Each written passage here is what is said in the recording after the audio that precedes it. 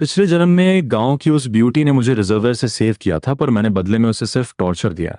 उसके साथ forced marriage की, और जब वो डिलीवरी के बाद कमजोर थी तब भी उसे ठंडे पानी में मछली पकड़ने भेज दिया। फिर भी उसने कभी मुझसे डिवोर्स नहीं लिया, बस हमारी लाइफ को बेटर करने का प्लान सोचती रही। लेकिन जब मेरी गैम्बलिंग की वजह से भारी लोन हो गया तो मैंने अपनी ही बेटी को सेल करने का डिसीजन लिया। ये सुनकर लिऊ रुयान पूरी तरह टूट गई और हमारी 1 साल की बेटी को लेकर उसी रिजर्वेयर में कूदकर उसने सुसाइड कर लिया।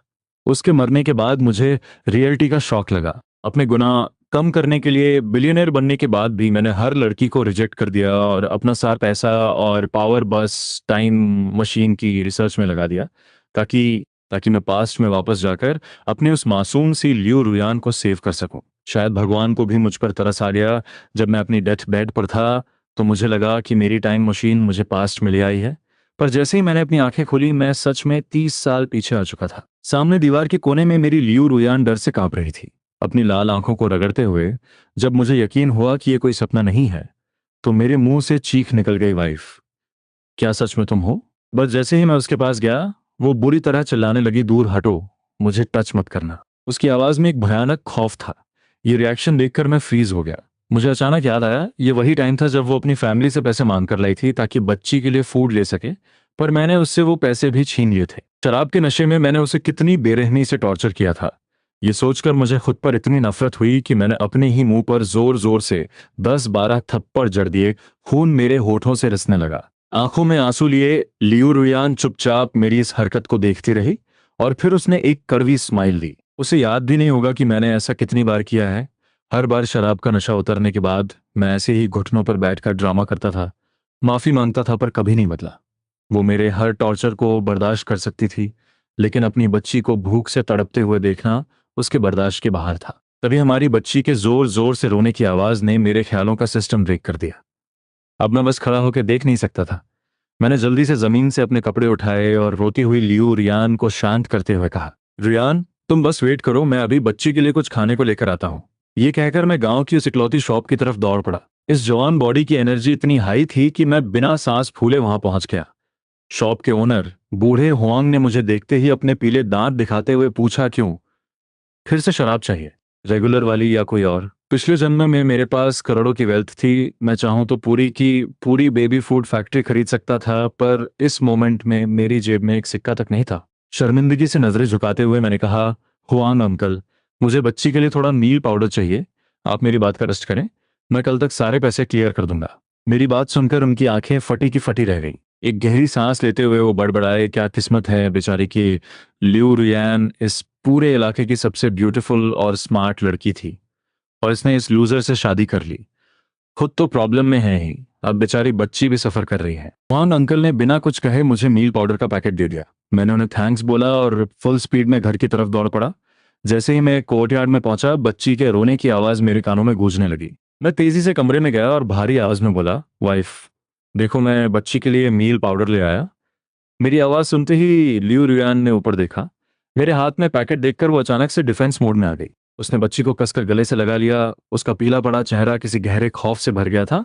मैं तुम्हें वार्निंग दे रही हूँ, मेरी बच्ची को सेल करने की कोशिश मत करना, वरना मैं तुम्हारे साथ अपनी जान भी दे दूंगी। उसकी आवाज में एक भयानक पेन और डेस्परेशन था।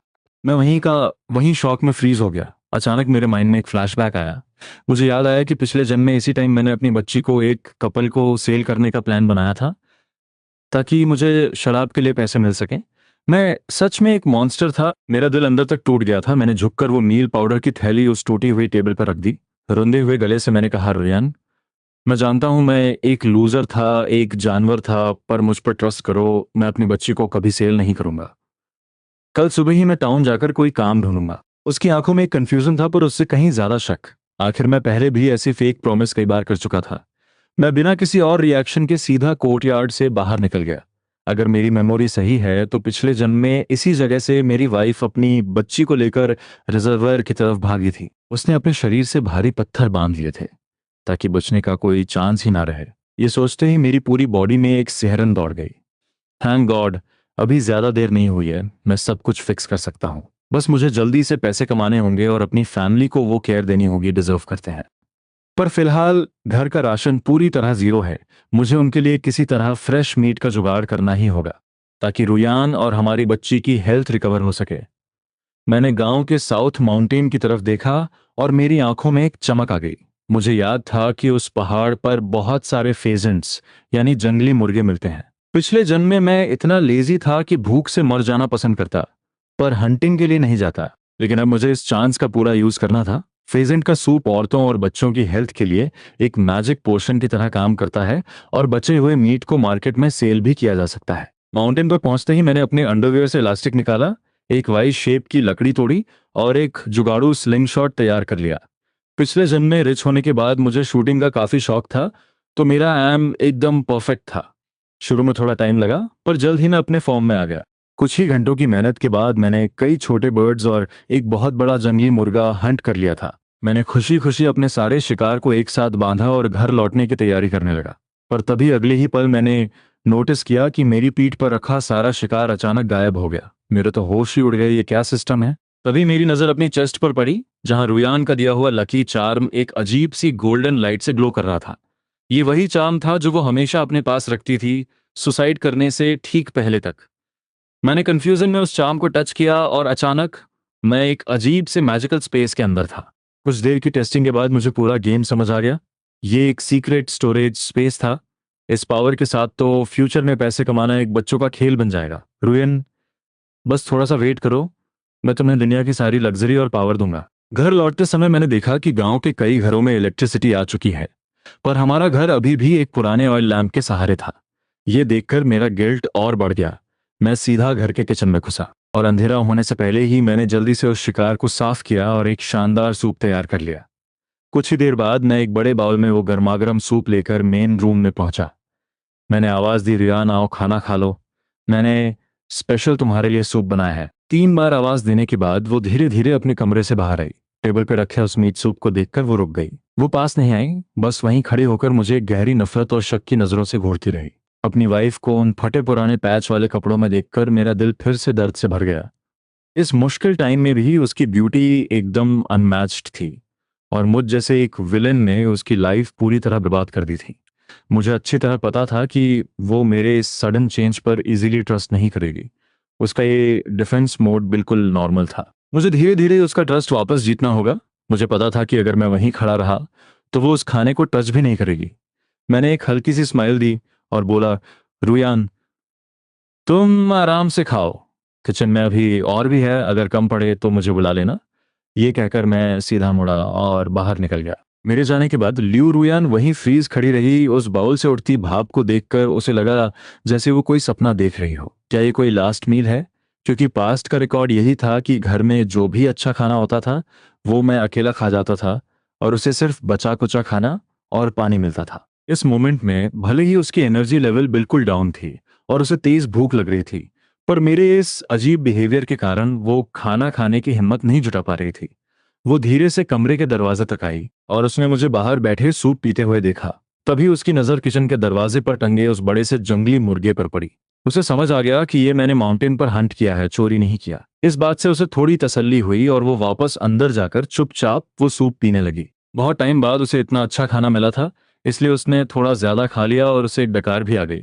खाने के बाद जब मैं चुपचाप सारे बर्तन क्लीन करने लगा तो रुयान पूरी तरह ब्लैंक हो गई, क्योंकि मैंने लाइफ में कभी कोई डोमेस्टिक काम नहीं किया था। सारा काम खत्म करके मैंने एक बड़ा बर्तन पानी का बॉईल किया और उसे कमरे में लेकर गया। रुयान, इस गर्म पानी से खुद को थोड़ा क्लीन कर लो। इतना कहकर मैंने वो बर्तन नीचे रखा और बिना उसके रिएक्शन का वेट किए मुड़कर बाहर आ गया। दरवाजे पर बैठकर मैं आसमान की तरफ देखने लगा और अपने फ्यूचर का प्लान सेट करने लगा। मुझे पैसे कमाने का कोई सॉलिड सिस्टम ढूंढना ही होगा। सर्दियां बस शुरू होने ही वाली थीं और यहाँ का टेम्परेचर -20 डिग्री तक चला जाता है। अगर मैंने जल्द ही नए विंटर क्लोथ्स और ब्लैंकेट्स का अरेंजमेंट नहीं किया तो रुयान और मेरी बच्ची ठंड से जम जाएंगी। तभी मैंने नोटिस किया कि अंदर पानी की आवाज आनी बंद हो गई थी।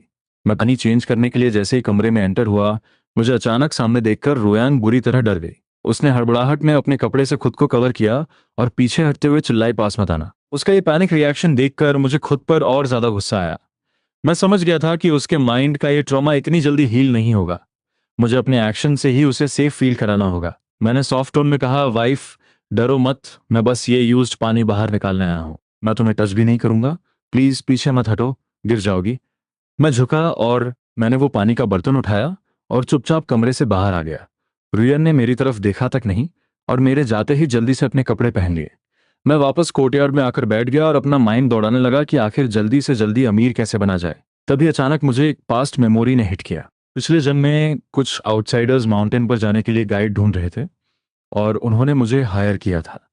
मुझे बस उन्हें रास्ता दिखाने के पैसे मिल रहे थे, इसलिए मैं खुशी खुशी उनके साथ चला गया था। वो लोग उस घने जंगल में कुछ अजीब से प्लांट्स और हर्ब्स कलेक्ट कर रहे थे। उस टाइम मुझे लगता था कि ये सिटी वाले पागल हैं जो घास फूस जमा कर रहे हैं, पर आज मुझे उन हर्ब्स की असली वैल्यू पता थी। बिना एक सेकंड वेस्ट किए मेरा एनर्जी लेवल एकदम हाई हो गया।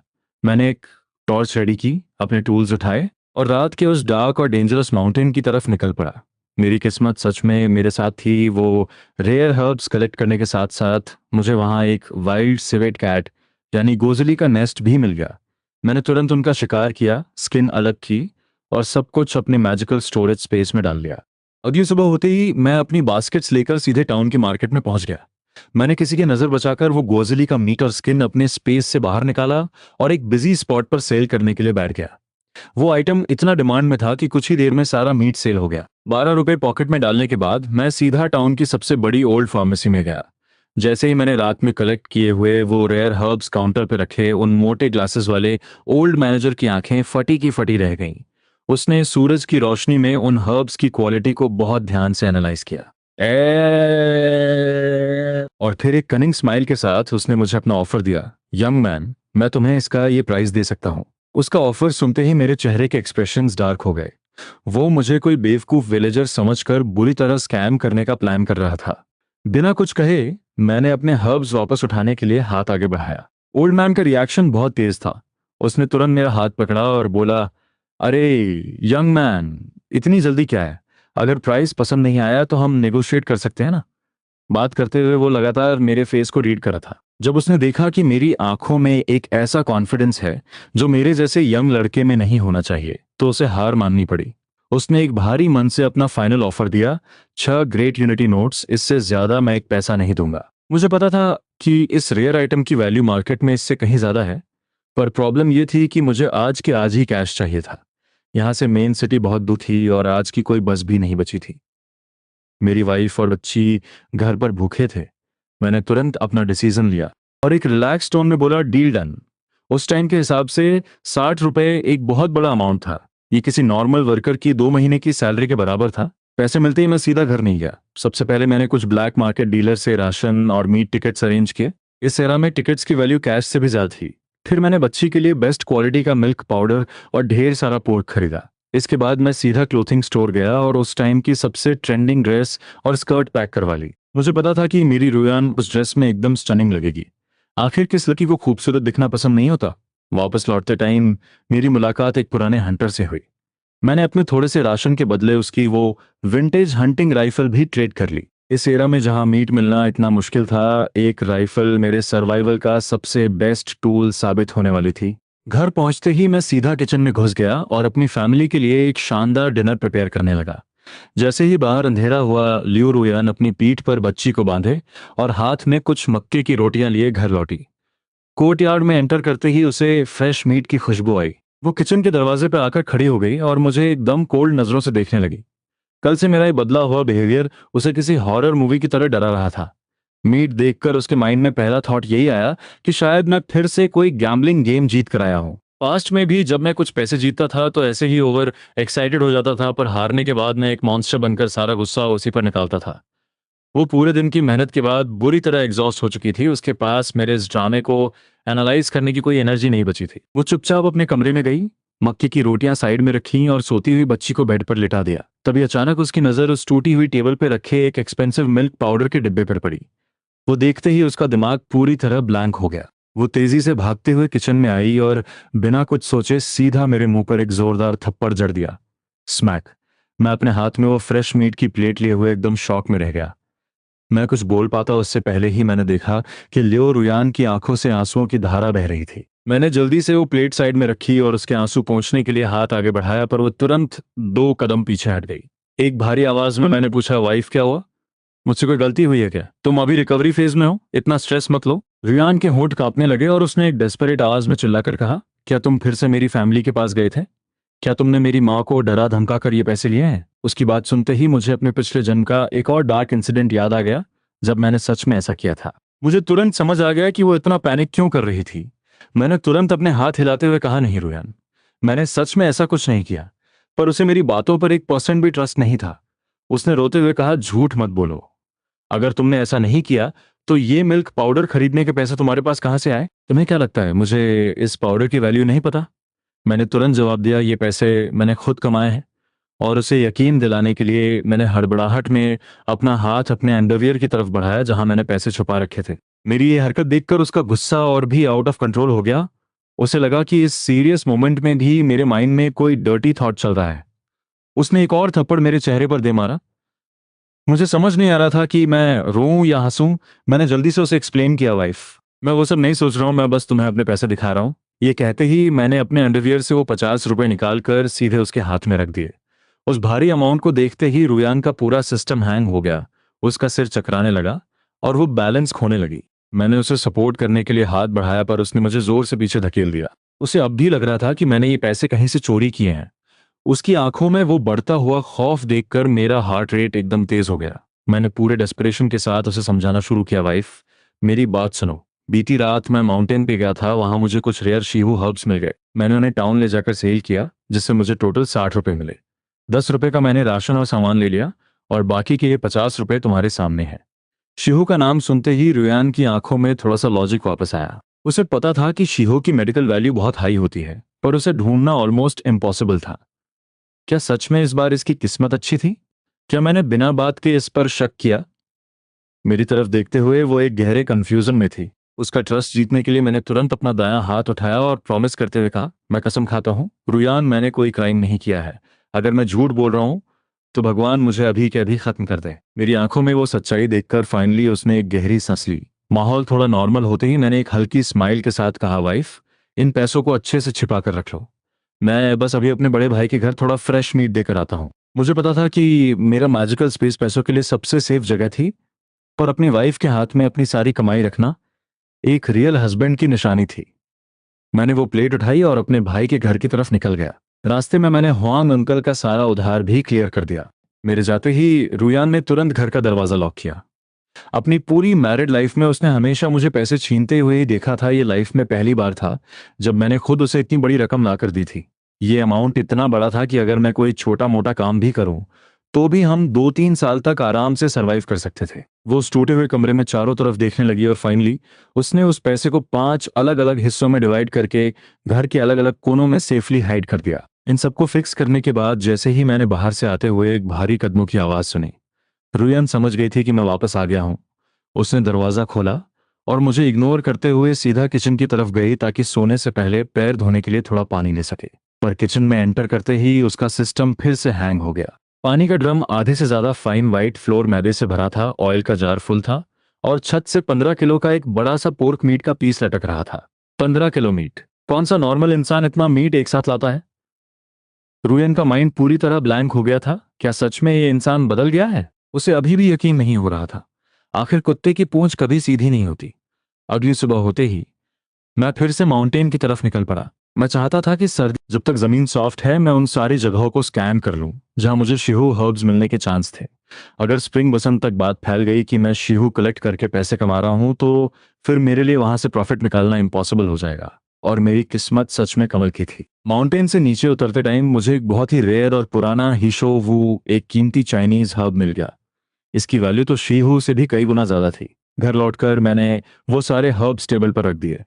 रुएन ने उस जंजर जैसे दिखने वाले हर्ब को देखा। उसने शायद इसके बारे में किसी बुक में पढ़ा था। एक गहरे कंफ्यूजन और शौक के साथ उसने पूछा, क्या ये ही शो वो है? उसकी आवाज में एक डाउट था। मुझे बिल्कुल भी एक्सपेक्टेड नहीं था कि मेरी वाइफ का नॉलेज लेवल इतना ब्रॉड होगा।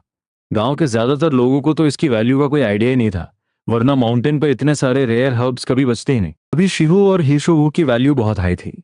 10 साल बाद जब एग्रीकल्चरल टेक्नोलॉजी एडवांस हो जाएगी तो ये सब आर्टिफिशियली ग्रो होने लगेंगे और इनकी रेयरनेस खत्म हो जाएगी। पर फिर भी वाइल्ड हर्ब्स की प्राइस हमेशा स्काई हाई ही रहती है, क्योंकि असली वाइल्ड हर्ब्स मार्केट में इजीली नहीं मिलते। मैंने अपनी बत्ती से दिखाते हुए एक बड़ी सी स्माइल दी और बोला, बिल्कुल सही, ये ही शो वो ही है। कल मैं तुम्हें और बच्ची को टाउन लेकर चलूंगा, थोड़ा घूमेंगे और इन आइटम्स को फार्मेसी में सेल भी कर देंगे। टाउन जाने की बात सुनते ही रोयन की बॉडी अचानक फ्रीज हो गई। उसे मेरी वो पुरानी धमकी याद आ गई जब मैंने कहा था कि मैं बच्ची को टाउन के एक कपल को सेल कर दूंगा जिन्हें बच्चे नहीं हुए थे। उसके अंदर का वो डर अभी भी जिंदा था।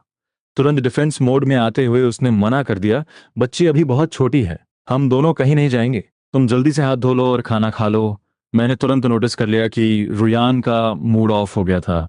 मेरा प्लान तो बस उसे टाउन घुमाने और कुछ विंटर क्लोथ्स दिलाने का था, पर वो फिर से अलर्ट हो गई थी। साफ था कि उसे लग रहा था मैं फिर से बच्ची को सेल करने का कोई डार्क प्लान बना रहा हूँ। मेरे पिछले जन्म के वो घटिया एक्शंस इतनी जल्दी उसके माइंड से इरेज नहीं होने वाले थे।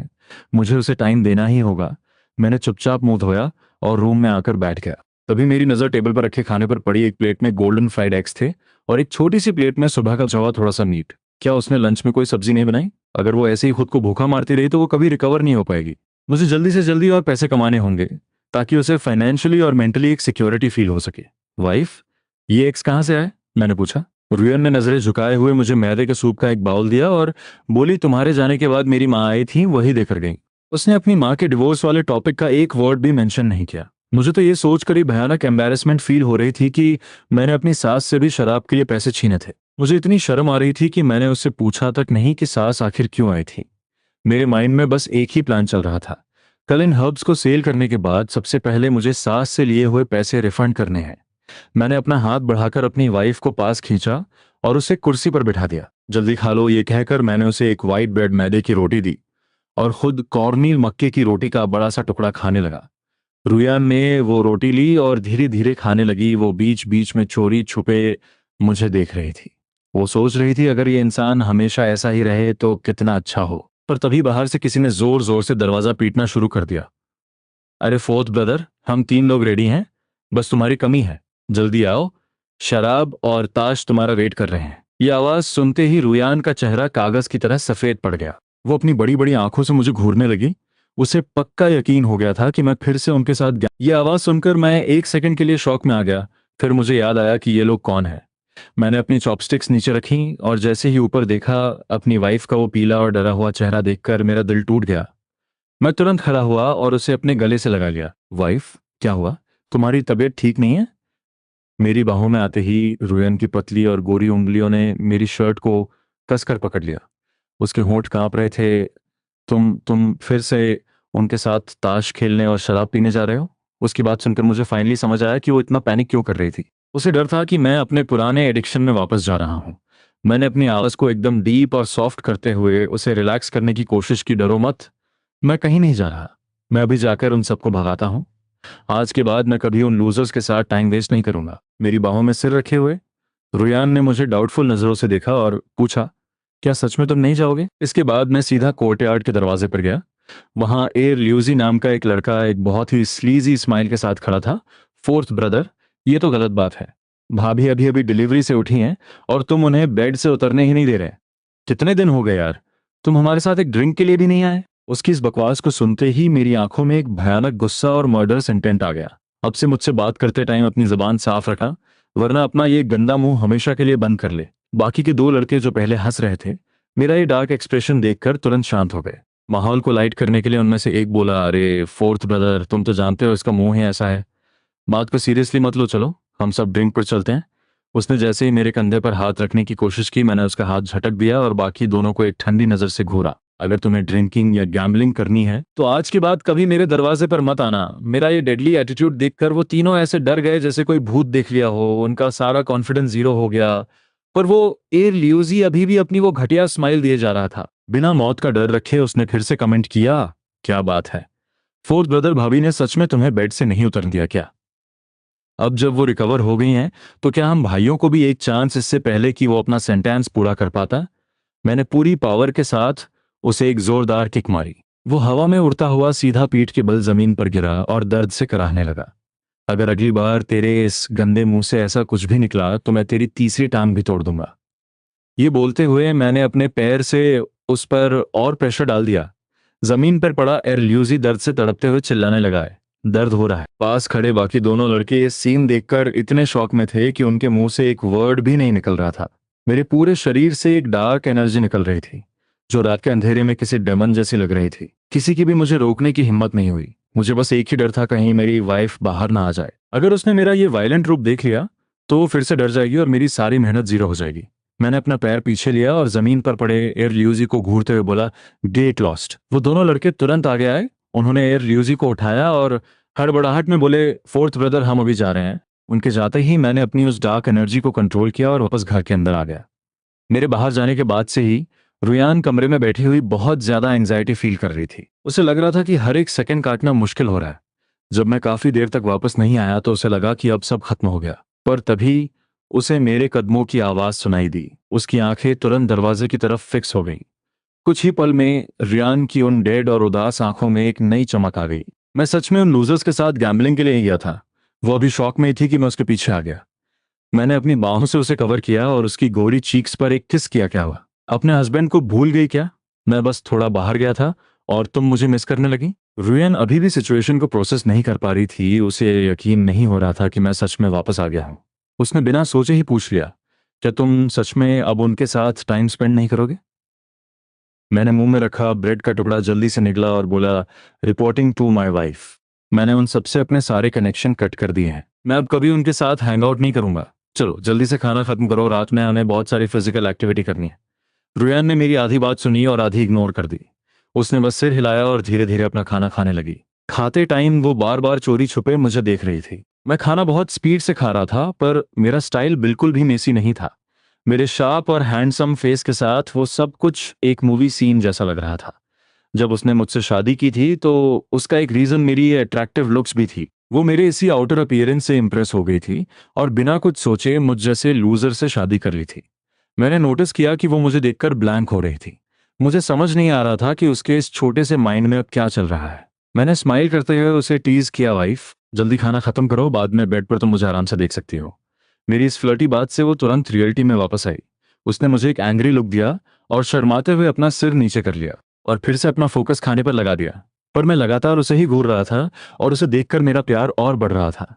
इस एरा में जहां रिसोर्सेज इतने लिमिटेड थे, खाने को अच्छा फूड नहीं था और कोई कॉस्मेटिक्स भी नहीं थे, फिर भी उसकी स्किन एकदम ग्लोइंग और फ्लॉलेस थी। वो मेरे पिछले जन्म की कई टॉप एक्ट्रेसेस से भी ज्यादा ब्यूटीफुल लग रही थी। तभी मेरी नजर उसके हाथों पर पड़ी। उसके जॉइंट्स रेड हो रहे थे। मैंने तुरंत उसका वो पतला सा हाथ पकड़ा और अपने सामने कर लिया। मुझे बाहर सूख रहे कपड़े याद आ गए। मैंने डिसाइड कर लिया कि कल जब मैं टाउन में अपने हर्ब सेल करूंगा तो ब्लैक मार्केट से एक वॉशिंग मशीन का टिकट अरेंज करूंगा। इस टाइम में ज्यादातर लोगों को तो वॉशिंग मशीन के बारे में पता भी नहीं था और कोई इसके लिए पैसे भी खर्च नहीं करना चाहता था। पर वॉशिंग मशीन आने के बाद मेरी वाइफ को कपड़े हाथों से रगड़ रगड़ कर नहीं धोने पड़ेंगे। मेरी इस इंटेंस नजरों से रुयान को बहुत एम्बैरेसमेंट फील हो रही थी। उसने तुरंत अपना हाथ खींचा और कोई बहाना बनाकर वहां से चली गई। अगली सुबह मैं जल्दी ही टाउन के लिए निकल पड़ा। रास्ते में पहले से ही बहुत सारे लोग थे। इस एरा में अगर किसी के पास एक क्लासिक बाइसिकल 28 इंच फ्रेम वाली होती थी तो वो बहुत रिच माना जाता था, इसलिए ज्यादातर लोग पैदल ही ट्रेवल करते थे। मैं अपनी हाई स्पीड से चलकर टाउन पहुंचा और वहां से मेन सिटी जाने वाली फर्स्ट बस पकड़ ली। उस टाइम ट्रांसपोर्टेशन सिस्टम बहुत वीक था। कई लोग तो अपनी पूरी लाइफ में अपना टाउन भी क्रॉस नहीं करते थे। बस की विंडो से बाहर का नज़ारा देखते हुए मेरा माइंड बस एक ही बात कैलकुलेट कर रहा था, अगले 2 साल में मुझे मैक्सिमम प्रॉफिट कैसे जनरेट करना है ताकि फ्यूचर के लिए मेरे पास एक सॉलिड कैपिटल रेडी रहे। कुछ ही देर में वो पुरानी बस झटके खाते हुए मेन सिटी पहुंच गई। इस सिटी में अब कुछ 3 व्हीलर्स ऑटो और रेयर 4 व्हीलर्स कारें भी दिखने लगी थी। मैं अपनी पास्ट मेमोरी को यूज करते हुए सीधे उस बड़ी चाइनीज फार्मेसी में पहुंच गया। उस थोड़े से प्राउड एटीट्यूड वाले मिडिल एज मैनेजर ने मेरे आइटम्स को देखा। पहले उसने मुझे ऊपर से नीचे तक स्कैन किया और फिर वो शीहू उठाकर बहुत बारीकी से ऑब्जर्व करने लगा। उसे देखते ही समझ आ गया कि ये एक टॉप क्वालिटी वाइल्ड शीहू है। इसकी एक एक रूट बिल्कुल परफेक्ट थी। वो अंदर से बहुत हैरान था, ये यंग लड़का इतने फ्रेश और हाई क्वालिटी हर्ब्स कहाँ से लेकर आया है। उसने बहुत ही केयरफुली उस शीहू को काउंटर पर रखा और मेरी तरफ देखते हुए पूछा कि मुझे इसका क्या प्राइस चाहिए। जब उसने मुझे खुद प्राइस कोट करने को कहा तो मैंने भी बिना किसी हेजिटेशन के सीधा एक बड़ा नंबर बोल दिया। मुझे पता था कि वो पक्का नेगोशिएट करेगा और हुआ भी वही। जैसे ही उसने मेरा प्राइस सुना, उसे समझ आ गया कि मैं कोई बेवकूफ़ नहीं हूं जिसे वो इजीली स्कैम कर सके। उसने तुरंत मुझे पीछे के प्राइवेट रूम में इनवाइट किया। वहां लगभग 1 घंटे तक हमारी डिबेट चली और फाइनली मैंने अपने दोनों शीहू, वो रेयर ही शोवू और बाकी सारे आइटम्स उसे सेल कर दिए। मेरे पास वो मैजिकल स्पेस था, इसलिए मुझे इन हर्ब्स को ड्राई या प्रिजर्व करने की टेंशन नहीं थी, वरना इतने दिनों में ये सब सड़कर खराब हो जाते। इस पूरी डील के दौरान मेरा और उस फार्मेसी ओनर का एक अच्छा कनेक्शन बन गया। उस ओनर का नेटवर्क बहुत स्ट्रांग था। सिटी के कई बड़े लोग उसके पास हाई क्वालिटी आइटम्स के लिए आते थे, इसलिए उसके पास इतना कैपिटल था कि उसने मेरे सारे रेयर आइटम्स एक ही बार में परचेज कर लिए। 30 ग्रेट यूनिटी नोट्स, एक बहुत बड़ा अमाउंट अपनी पॉकेट में रखकर मैं फार्मेसी से बाहर आया और सीधा स्टेट एंड डिपार्टमेंटल स्टोर की तरफ गया। मेरा प्लान था रुयान के लिए एक वॉशिंग मशीन खरीदना, पर जब मैंने वहां के सेल्स पर्सन से पूछा तो मेरा सिस्टम क्रैश हो गया। मेरी मेमोरी मुझे धोखा दे गई थी। इस एरा में वॉशिंग मशीन सिर्फ होटल्स और लॉन्ड्री शॉप्स के लिए होती थी। डोमेस्टिक यूज के लिए अभी वो मार्केट में आई ही नहीं थी। चाइना की पहली डोमेस्टिक वॉशिंग मशीन 1978 में बनी थी, जो अभी मैन्युफैक्चर भी नहीं हुई थी। पर लकीली वो ब्लैक मार्केट डीलर मुझे एक बहुत बड़ा कस्टमर समझकर फुल वीआईपी ट्रीटमेंट दे रहा था। जब उसे पता चला कि मुझे आज ही एक फ्रिज अपने गांव लेकर जाना है, तो उसने अपने एक जान पहचान वाले ट्रैक्टर ड्राइवर को बुला लिया। सिर्फ 5 रुपए में वो मेरा सारा सामान सीधा मेरे घर के दरवाजे तक ड्रॉप करने के लिए रेडी हो गया। मैंने तुरंत डील डन कर दी। डिपार्टमेंटल स्टोर से मैंने अपनी वाइफ के लिए एक थिक रेड स्वेटर खरीदा और बच्ची के लिए बहुत सारे ब्रांड न्यू कपड़े। जो भी मेरे माइंड में आया मैंने सब कुछ परचेज कर लिया, इतना कि वो ट्रैक्टर आधा भर गया था। वो ट्रैक्टर ड्राइवर मुझे देखकर शॉक में था। उसे यकीन नहीं हो रहा था कि फटे पुराने कपड़े पहनने वाले इस यंग लड़के के पास इतना कैपिटल है कि वो एक साथ इतनी शॉपिंग कर सके। जब मेरी सारी परचेसिंग खत्म हुई तब तक दोपहर हो चुकी थी। मैं उस ट्रैक्टर पर बैठ गया। रास्ते बहुत खराब थे तो मुझे पूरे टाइम उस फ्रिज को पकड़ कर रखना पड़ा। उसी टाइम मेरे घर पर जब रुयान सुबह उठी तो उसने देखा कि बच्ची उसके पास सो रही है, पर मैं गायब हूँ। दोपहर के टाइम गांव का लीडर वांग शुआनजू एक बहुत ही यंग और ब्यूटीफुल लड़की को लेकर मेरे घर पहुंचा। अरे, फोर्थ ब्रदर की वाइफ, ये ली त्यान त्यान है, सिटी से आई हुई एक एजुकेटेड यूथ।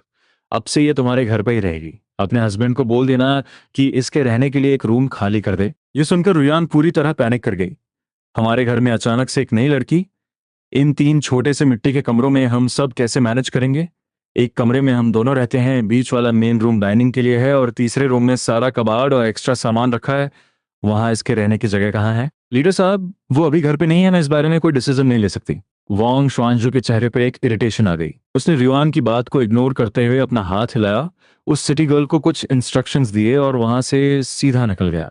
अगर मैंने उसे वो मीट का पीस नहीं दिया होता तो वो इतनी ब्यूटीफुल और यंग लड़की को मेरे घर क्यों भेजता?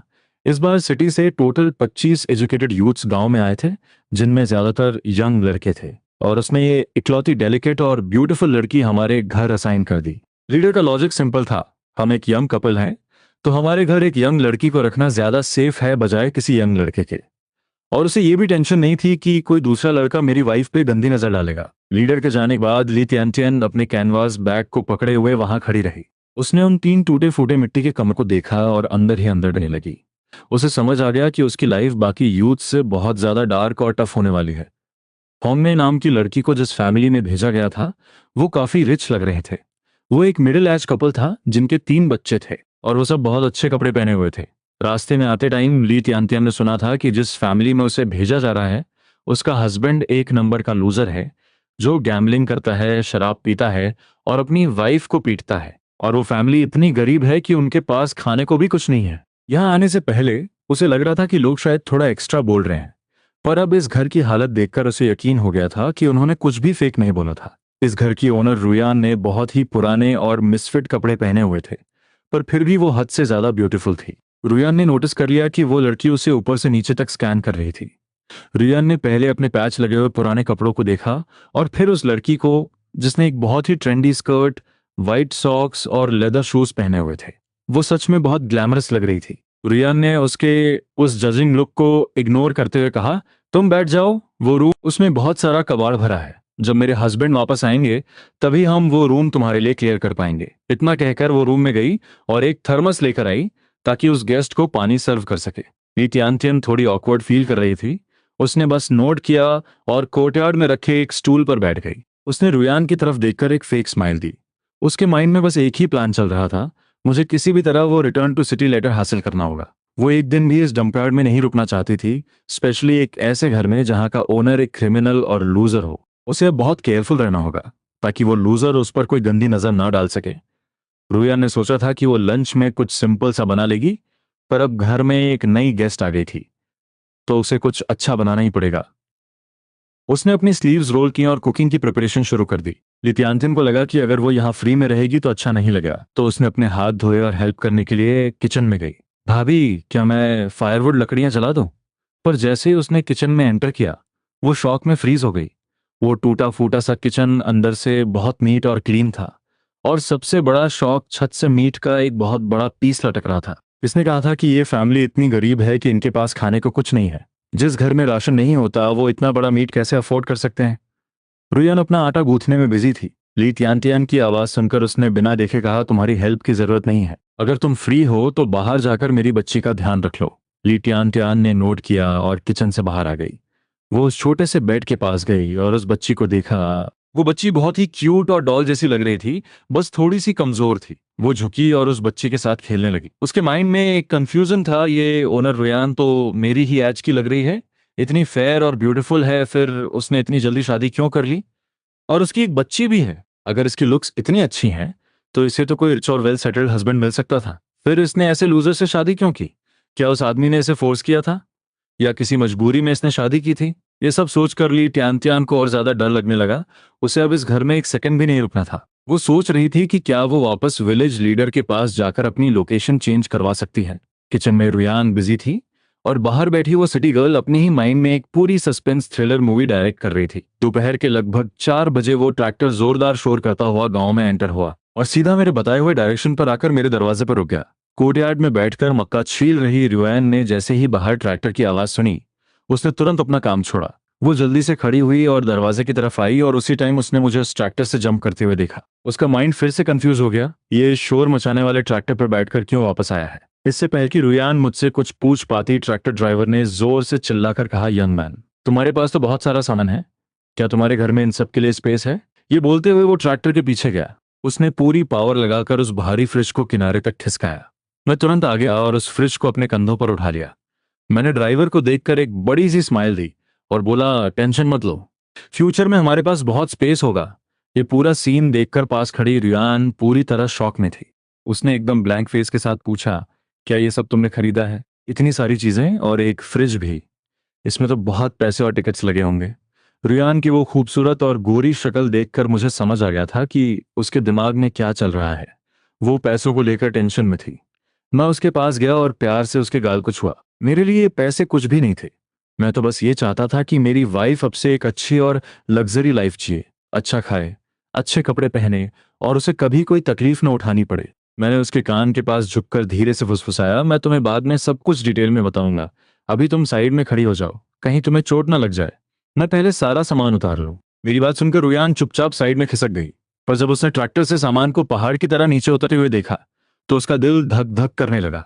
अगर उसे पता होता कि मैं इतना सारा सामान खरीदने वाला हूं तो वो भी बच्ची को लेकर मेरे साथ सिटी चली जाती। इतने सारे पैसे खर्च कर दिए, इसे बिल्कुल भी पैसे बचाना नहीं आता। सिर्फ इस एक फ्रिज के लिए कितने पैसे लगे होंगे, कितना खर्चीला इंसान है। रुयन अपने मन में बड़बड़ा रही थी। उसी समय कोने में खड़ी ली तियान बच्ची को गोद में लिए हुए मुझे घूर रही थी। यही वो इंसान है जिसे पूरा गांव एक गुंडा और लूजर कहता है। मैंने तो सोचा था कि ये देखने में भी बहुत भद्दा और बदसूरत होगा, पर ये तो किसी मूवी स्टार से भी ज्यादा हैंडसम है। उसने अपनी पूरी लाइफ में इतना गुड लुकिंग इंसान नहीं देखा था। मुझे देखकर उसका दिल जोर जोर से धड़कने लगा था। अबली त्यान को समझ में आ रहा था कि रुयन जैसी खूबसूरत औरत ने इतनी कम उम्र में इस गरीब घर में शादी क्यों कर ली थी। जब सारा सामान ट्रैक्टर से उतर गया तो मैंने अपनी पॉकेट से 5 रुपए निकाले और ट्रैक्टर ड्राइवर को दे दिए। उस ड्राइवर ने खुशी खुशी पैसे लिए और मुझे बाय बोलकर अपना ट्रैक्टर लेकर वहां से निकल गया। मैंने सामान को कोर्टयार्ड के अंदर शिफ्ट करना शुरू कर दिया।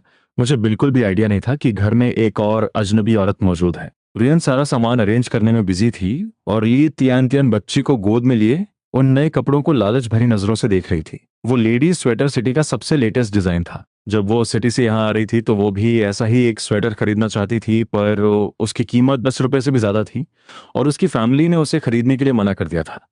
और ऊपर से रेयान का हस्बैंड, मैं उसका कितना ध्यान रख रहा था। सामान उठाते टाइम उसने रेयान को कुछ भी उठाने नहीं दिया। ये सब देखकर ली तियान के दिल में बहुत जलन होने लगी।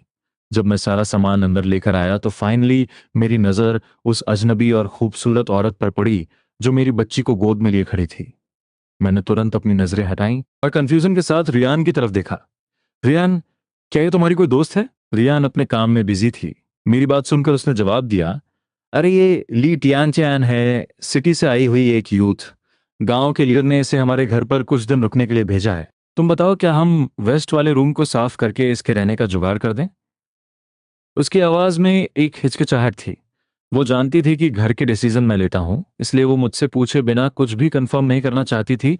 उसे डर था कि कहीं मैं फिर से गुस्सा ना हो जाऊं। घर में किसी आउटसाइडर के रुकने की बात सुनकर मेरे चेहरे पर एक इरिटेशन आ गई। मैं बिल्कुल नहीं चाहता था कि कोई अजनबी आकर मेरी और मेरी वाइफ की शांति खराब करे। पर जब मैंने रुयन की उन उम्मीद भरी नजरों को देखा तो मैं उसे मना नहीं कर पाया। मुझे लगा कि अगर मैंने मना किया तो शायद वो फिर से मुझसे डरने लगेगी। मैंने कुछ नहीं कहा और चुपचाप रुयान को अंदर वाले कमरे में ले गया। वहां पहुंचकर मैंने अपने इनर पॉकेट से वो सारे पैसे निकाले जो मैंने हर्ब्स बेचकर कमाए थे और सीधे रुयान के हाथ में रख दिए। उन सारे नए ग्रेट यूनिटी नोट्स को देखकर रुयान को अपनी आंखों पर यकीन नहीं हो रहा था। क्या सच में वो 2 शीहू और एक ही शॉ वो इतने महंगे बिके? इतनी सारी शॉपिंग करने के बाद भी इतने सारे पैसे बच गए? जब मैंने उससे कहा कि मैं एक नया घर बनाना चाहता हूं तो उसने घबराकर तुरंत वो सारे पैसे छुपा दिए। मेरी उन एक्साइटेड नजरों को इग्नोर करते हुए वो गहरी सोच में पड़ गई। रुयान सोच रही थी कि अगर हम नया घर न बनाएं तो इन 2 बार कमाए हुए पैसों से हम तीनों कई सालों तक आराम से जी सकते हैं। पर अगर हमने घर बनाया तो ये पैसे कम पड़ जाएंगे और हमें फिर से उधार लेना पड़ेगा। पिछले 2 सालों में उसकी फैमिली और भाई ने उनकी बहुत फाइनेंशियल हेल्प की थी। अब उनके भी अपने बच्चे थे तो रुयान उनसे और पैसे मांगने की हिम्मत कैसे कर सकती थी? वो अभी इन ख्यालों में खोई हुई थी कि मैं उसके माइंड को पढ़ गया। मैं अचानक आगे बढ़कर उसके गोरे और सॉफ्ट गालों पर एक किस कर दिया। बस करो वाइफ, पैसों की टेंशन तुम मुझ पर छोड़ दो। गाल पर अचानक हुए उस वार्म टच से रुयान का चेहरा टमाटर की तरह लाल हो गया। उसने मुझे एक प्यारी सी गुस्से वाली लुक दी और बोली, क्या कर रहे हो? बाहर कोई है? तुम्हें बिल्कुल भी शर्म नहीं आती? पर मेरी स्किन अब बहुत मोटी हो चुकी थी, मुझे किसी बात की कोई परवाह नहीं थी। मैं बस हंसते हुए अपनी खूबसूरत वाइफ को देखता रहा। तभी रुयन ने धीरे से याद दिलाया कि बाहर कोई हमारा वेट कर रहा है। मैं तुरंत सीरियस हुआ और धीरे धीरे चलकर कोर्टयार्ड में आ गया। बाहर आकर मैंने देखा कि वो सिटी गर्ल ली टियान अभी भी वहीं खड़ी है। उसने अपना लोकेशन चेंज करवाने का प्लान ड्रॉप कर दिया था। इस घर का ओनर वैसा बिल्कुल नहीं था जैसा गांव के लोग बता रहे थे। अभी जब रुयान सामान सेट कर रही थी तो ली टियान ने एक चीज बहुत ध्यान से नोटिस की थी। मैंने घर का सारा सामान खरीदा था, बच्ची के लिए कपड़े लिए थे और रुयान के लिए भी, पर मैंने खुद के लिए एक भी चीज नहीं ली थी। जो इंसान अपनी वाइफ के लिए इतना सोच सकता है वो पक्का एक बहुत केयरिंग और अच्छा इंसान होगा। सिटी से शॉपिंग करके आने वाले ज्यादातर आदमी हमेशा सबसे पहले खुद के लिए चीजें लेते हैं, पर यह इंसान बिल्कुल अलग था। लिटियांटियन अपने ख्यालों में खोई हुई थी और मैं वापस जाकर रुयान को पीछे से गले लगा चुका था। मैंने अपनी ठुड्डी रुयान के शोल्डर पर रखी और बहुत प्यार से पूछा, मैंने जो नए कपड़े तुम्हारे लिए खरीदे हैं तुमने वो ट्राई क्यों नहीं किए? क्या तुम्हें डिज़ाइन पसंद नहीं आया या फिर साइज में कोई प्रॉब्लम है? अगर तुम्हें वो अच्छे नहीं लगे तो हम किसी और दिन जाकर चेंज कर लेंगे। मेरी चौड़ी और मजबूत चेस्ट से टिककर रुयान की हार्ट बीट बहुत तेज हो गई थी। उसने शर्माते हुए अपनी गर्दन थोड़ी झुकाई और बोली, मुझे बहुत पसंद आए हैं पर प्लीज आइंदा से मेरे लिए और कपड़े मत खरीदना। मैं तो पूरा दिन घर में ही रहती हूँ, इतने अच्छे कपड़ों का मैं क्या करूंगी? उसकी बात सुनकर मैंने उसे अपनी गोद में उठा लिया और अपनी थाइस पर बैठा लिया। रियान अचानक हुए इस एक्शन से बहुत डर गई और उसके मुंह से एक हल्की सी चीख निकल गई। उसने गुस्से में अपने छोटे छोटे मुक्कों से मेरी चेस्ट पर 2 बार मारा। फिर उसने घबराकर दरवाजे की तरफ देखा और उसे डर था कि बाहर खड़ी ली त्यान ने हमारी बातें सुन ली होंगी। बस करो, घर में कोई और भी है, मुझे नीचे उतारो। रियान मेरे गले से आजाद होने की कोशिश कर रही थी पर मैंने उसे और कसकर पकड़ लिया और उसके गाल पर एक और किस किया। बस थोड़ी देर और ऐसे ही रहने दो। घर में एक गेस्ट होने की वजह से रुयान की बॉडी एकदम स्टिफ हो गई थी। वो बाहर की आवाजें सुनने की कोशिश कर रही थी और इस मूवमेंट को बिल्कुल भी एंजॉय नहीं कर पा रही थी। पर वो मेरे इस प्यार भरे टच को रिजेक्ट भी नहीं करना चाहती थी। काफी देर बाद रुयान का चेहरा अभी भी लाल था। जब वो फाइनली रूम से बाहर आई उसने ली तियान की तरफ देखकर कहा, तुम्हें आज रात थोड़ा एडजस्ट करना पड़ेगा।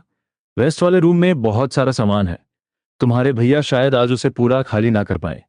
ली तियान ने रुयान का वो लाल चेहरा देखा, उसे तुरंत समझ आ गया कि अंदर हम दोनों के बीच क्या चल रहा था। उसका अपना चेहरा भी शर्म से लाल होने लगा और उसने अपनी नजरें झुका ली। कोई बात नहीं, भाभी भैया को ज्यादा तकलीफ देने की जरूरत नहीं है। रियान ने स्माइल करते हुए कहा, तकलीफ की कोई बात नहीं है, बस तुम हमारे इस गरीब घर को बुरा मत मानना। ली तियान को वेस्ट रूम में शिफ्ट करने का डिसीजन लेने के बाद मुझे लगा कि इसका एक फायदा भी है। जब मैं माउंटेन पर हंटिंग और शिव कलेक्ट करने जाऊंगा तो कम से कम रुयान के पास बात करने के लिए कोई तो होगा। शाम ढलने तक मैंने फाइनली उस रूम को साफ कर दिया। वहाँ बहुत टाइम से कोई नहीं रहा था तो वहाँ काफ़ी धूल थी। मैंने लकड़ी के कुछ तख्तों से एक छोटा सा बेड तैयार कर लिया। मैंने उसे हिलाकर चेक किया। ये इतना मजबूत था कि कोई आसानी से इस पर सो सकता था। फाइनली मैंने अपनी वाइफ का दिया हुआ टास्क पूरा कर लिया था। जब रुयन ने मुझे पसीने से भीगा हुआ देखा तो उसने तुरंत मुझे एक टॉवल दिया, जल्दी से अपना पसीना पोंछ लो। तभी ली तियान तियान भी उस रूम से बाहर आई और हम दोनों की नजरें मिली। हम दोनों ने एक दूसरे को स्माइल दी और बिना कुछ बोले अपने अपने काम में लग गए। कुछ मिनटों बाद रुयन ने डिनर रेडी कर लिया। मैंने साफ कपड़े पहने और रुयन के पास वाले स्टूल पर आकर बैठ गया। और तभी मेरी नजर खाने पर पड़ी। सुबह के बनाए हुए अंडे वैसे के वैसे ही रखे थे और मीट के जो 8 पीस थे उनमें से एक भी कम नहीं हुआ था। मेरे माथे पर सिलवटें आ गईं और मैंने रुयान को देखकर थोड़ा रूड टोन में पूछा, क्या तुमने सुबह से कुछ नहीं खाया? मेरी इंटेंशन सिर्फ उसे डांटने की नहीं थी, मैं बस उसके लिए बहुत फिक्रमंद था। पर मुझे एहसास ही नहीं हुआ कि मेरी आवाज बहुत कड़क और डरावनी हो गई थी। मुझे क्या पता था कि रुयान अभी भी एक गहरे डर में जी रही थी। उसने जैसे ही अपनी चॉपस्टिक्स उठाई और मेरा वो गुस्से वाला चेहरा देखा, उसके दिल में एक भयानक खौफ पैदा हो गया। उसके हाथ बुरी तरह कांपने लगे और चॉपस्टिक्स जमीन पर गिर गईं। क्लैट इतनी जल्दी इसकी असलियत सामने आ गई। मुझे लगा था कि इस बार ये थोड़ा ज्यादा टाइम तक अच्छा बर्ताव करेगा, पर ये तो बहुत जल्दी अपनी पुरानी औकात पर आ गया। रुयान ने मुझसे नजरें चुराई। उसके दिमाग में वो सारे डरावने इंसिडेंट्स वापस घूमने लगे। उसने गहरी सांस ली और कांपती हुई आवाज में बोली, मैंने आधा ब्रेड और 2 अंडे खाए थे। उसकी आवाज शांत थी, पर उसके सफेद और कांपते हुए हाथ जो उसकी शर्ट को कसकर पकड़े हुए थे उसका सारा डर बयां कर रहे थे। चॉपस्टिक्स गिरने की आवाज से मैं रियलिटी में वापस आया। मैंने रुयान को ध्यान से देखा। उसकी आंखें लाल हो गई थीं और उनमें आंसू भरे हुए थे। मेरा दिल जोर से धड़का और मैं बुरी तरह पैनिक कर गया। मैं तो बस ये सोच रहा था कि उसने सारा अच्छा खाना मेरे लिए बचा कर रखा है। मुझे इस बात पर गुस्सा आ रहा था कि वो अपनी मैंने अपना हाथ आगे बढ़ाया ताकि उसे गले लगाकर रिलैक्स कर सकूं, पर जैसे ही मेरा हाथ उसके पास गया वो तुरंत पीछे हट गई। मैं और भी ज्यादा डर गया और बहुत ही डेस्परेट होकर उसे एक्सप्लेन करने लगा, वाइफ मैं सच में बस थोड़ा फिक्रमंद था। मेरा इंटेंशन तुम्हें डराने का बिल्कुल नहीं था। अगर घर में वो आउटसाइडर नहीं होती तो मैं पक्का रुयान के सामने घुटनों पर बैठ जाता। मेरी वो सॉफ्ट और रिक्वेस्टिंग आवाज सुनकर रुयान के अंदर दबा हुआ सारा डर और दर्द बाहर आ गया। उसके आंसू मोतियों की तरह गिरने लगे। वो सच में बहुत डर गई थी। उसे लगा था कि मैं फिर से वो वायलेंट मॉन्स्टर बन गया हूं जो बात बात पर उसे पीटता था। अपनी वाइफ को इस तरह रोता देख मेरा दिल टूट गया। मैंने उसे अपनी बाहों में उठाया और तेजी से ईस्ट रूम की तरफ चला गया। बाहर बैठी ली टियंतियन जो अभी बस खाना शुरू करने वाली थी पूरी तरह कंफ्यूज हो गई। ये अभी अचानक से क्या हुआ, उसे कुछ भी समझ नहीं आया और अब वो पूरे कोर्टयार्ड में बिल्कुल अकेली बैठी थी। रूम के अंदर जाकर मैंने बहुत ही सॉफ्ट आवाज में माफी मांगी, वाइफ आई एम सॉरी, मेरी ही गलती है। मुझे लगा कि तुमने जानबूझकर खाना नहीं खाया ताकि सब कुछ मेरे लिए बच जाए, इसीलिए मैं थोड़ा हाइपर हो गया। मैं पूरा दिन बाहर रहता हूँ तो तुम्हारा ध्यान नहीं रख पाता और इसी टेंशन में मेरी आवाज थोड़ी लाउड हो गई। मेरा एक्सप्लेनेशन सुनकर रुयान का दिल थोड़ा रिलैक्स हुआ और उसे समझ आ गया कि मैं सच में उसकी फिक्र कर रहा था। बाहर बैठी ली टियानचन एक हाथ से अपना चेहरा पकड़े हुए सोच रही थी कि अंदर क्या चल रहा है। उसकी हिम्मत नहीं हो रही थी कि वो अंदर जाकर चेक करे, तो वो बस वहीं बैठकर वेट करने लगी। काफी देर बाद कमरे से कुछ आवाजें आईं और फिर हम दोनों बाहर आ गए। ली तियान तियान ने नोटिस किया कि रुयान की आंखों के किनारे अभी भी गीले थे, मतलब मैंने उसे मना लिया था। जब रुयान ने देखा कि ली तियान तियान उसे घूर रही है तो उसका चेहरा शर्म से और लाल हो गया। हम तीनों खाने के लिए बैठे। रुयान ने एक जोड़ी चॉपस्टिक्स ली तियान तियान को दी, खाना शुरू करो, और फिर उसने एक जोड़ी मुझे दी। मैंने खाना शुरू किया और पूरे टाइम ली तियान तियान की तरफ एक बार भी नहीं देखा। रुयान ने एक वाइट ब्रेड ली तियान तियान को दी और कहा, खा लो, फॉर्मल होने की कोई जरूरत नहीं है, इसे अपना ही घर समझो।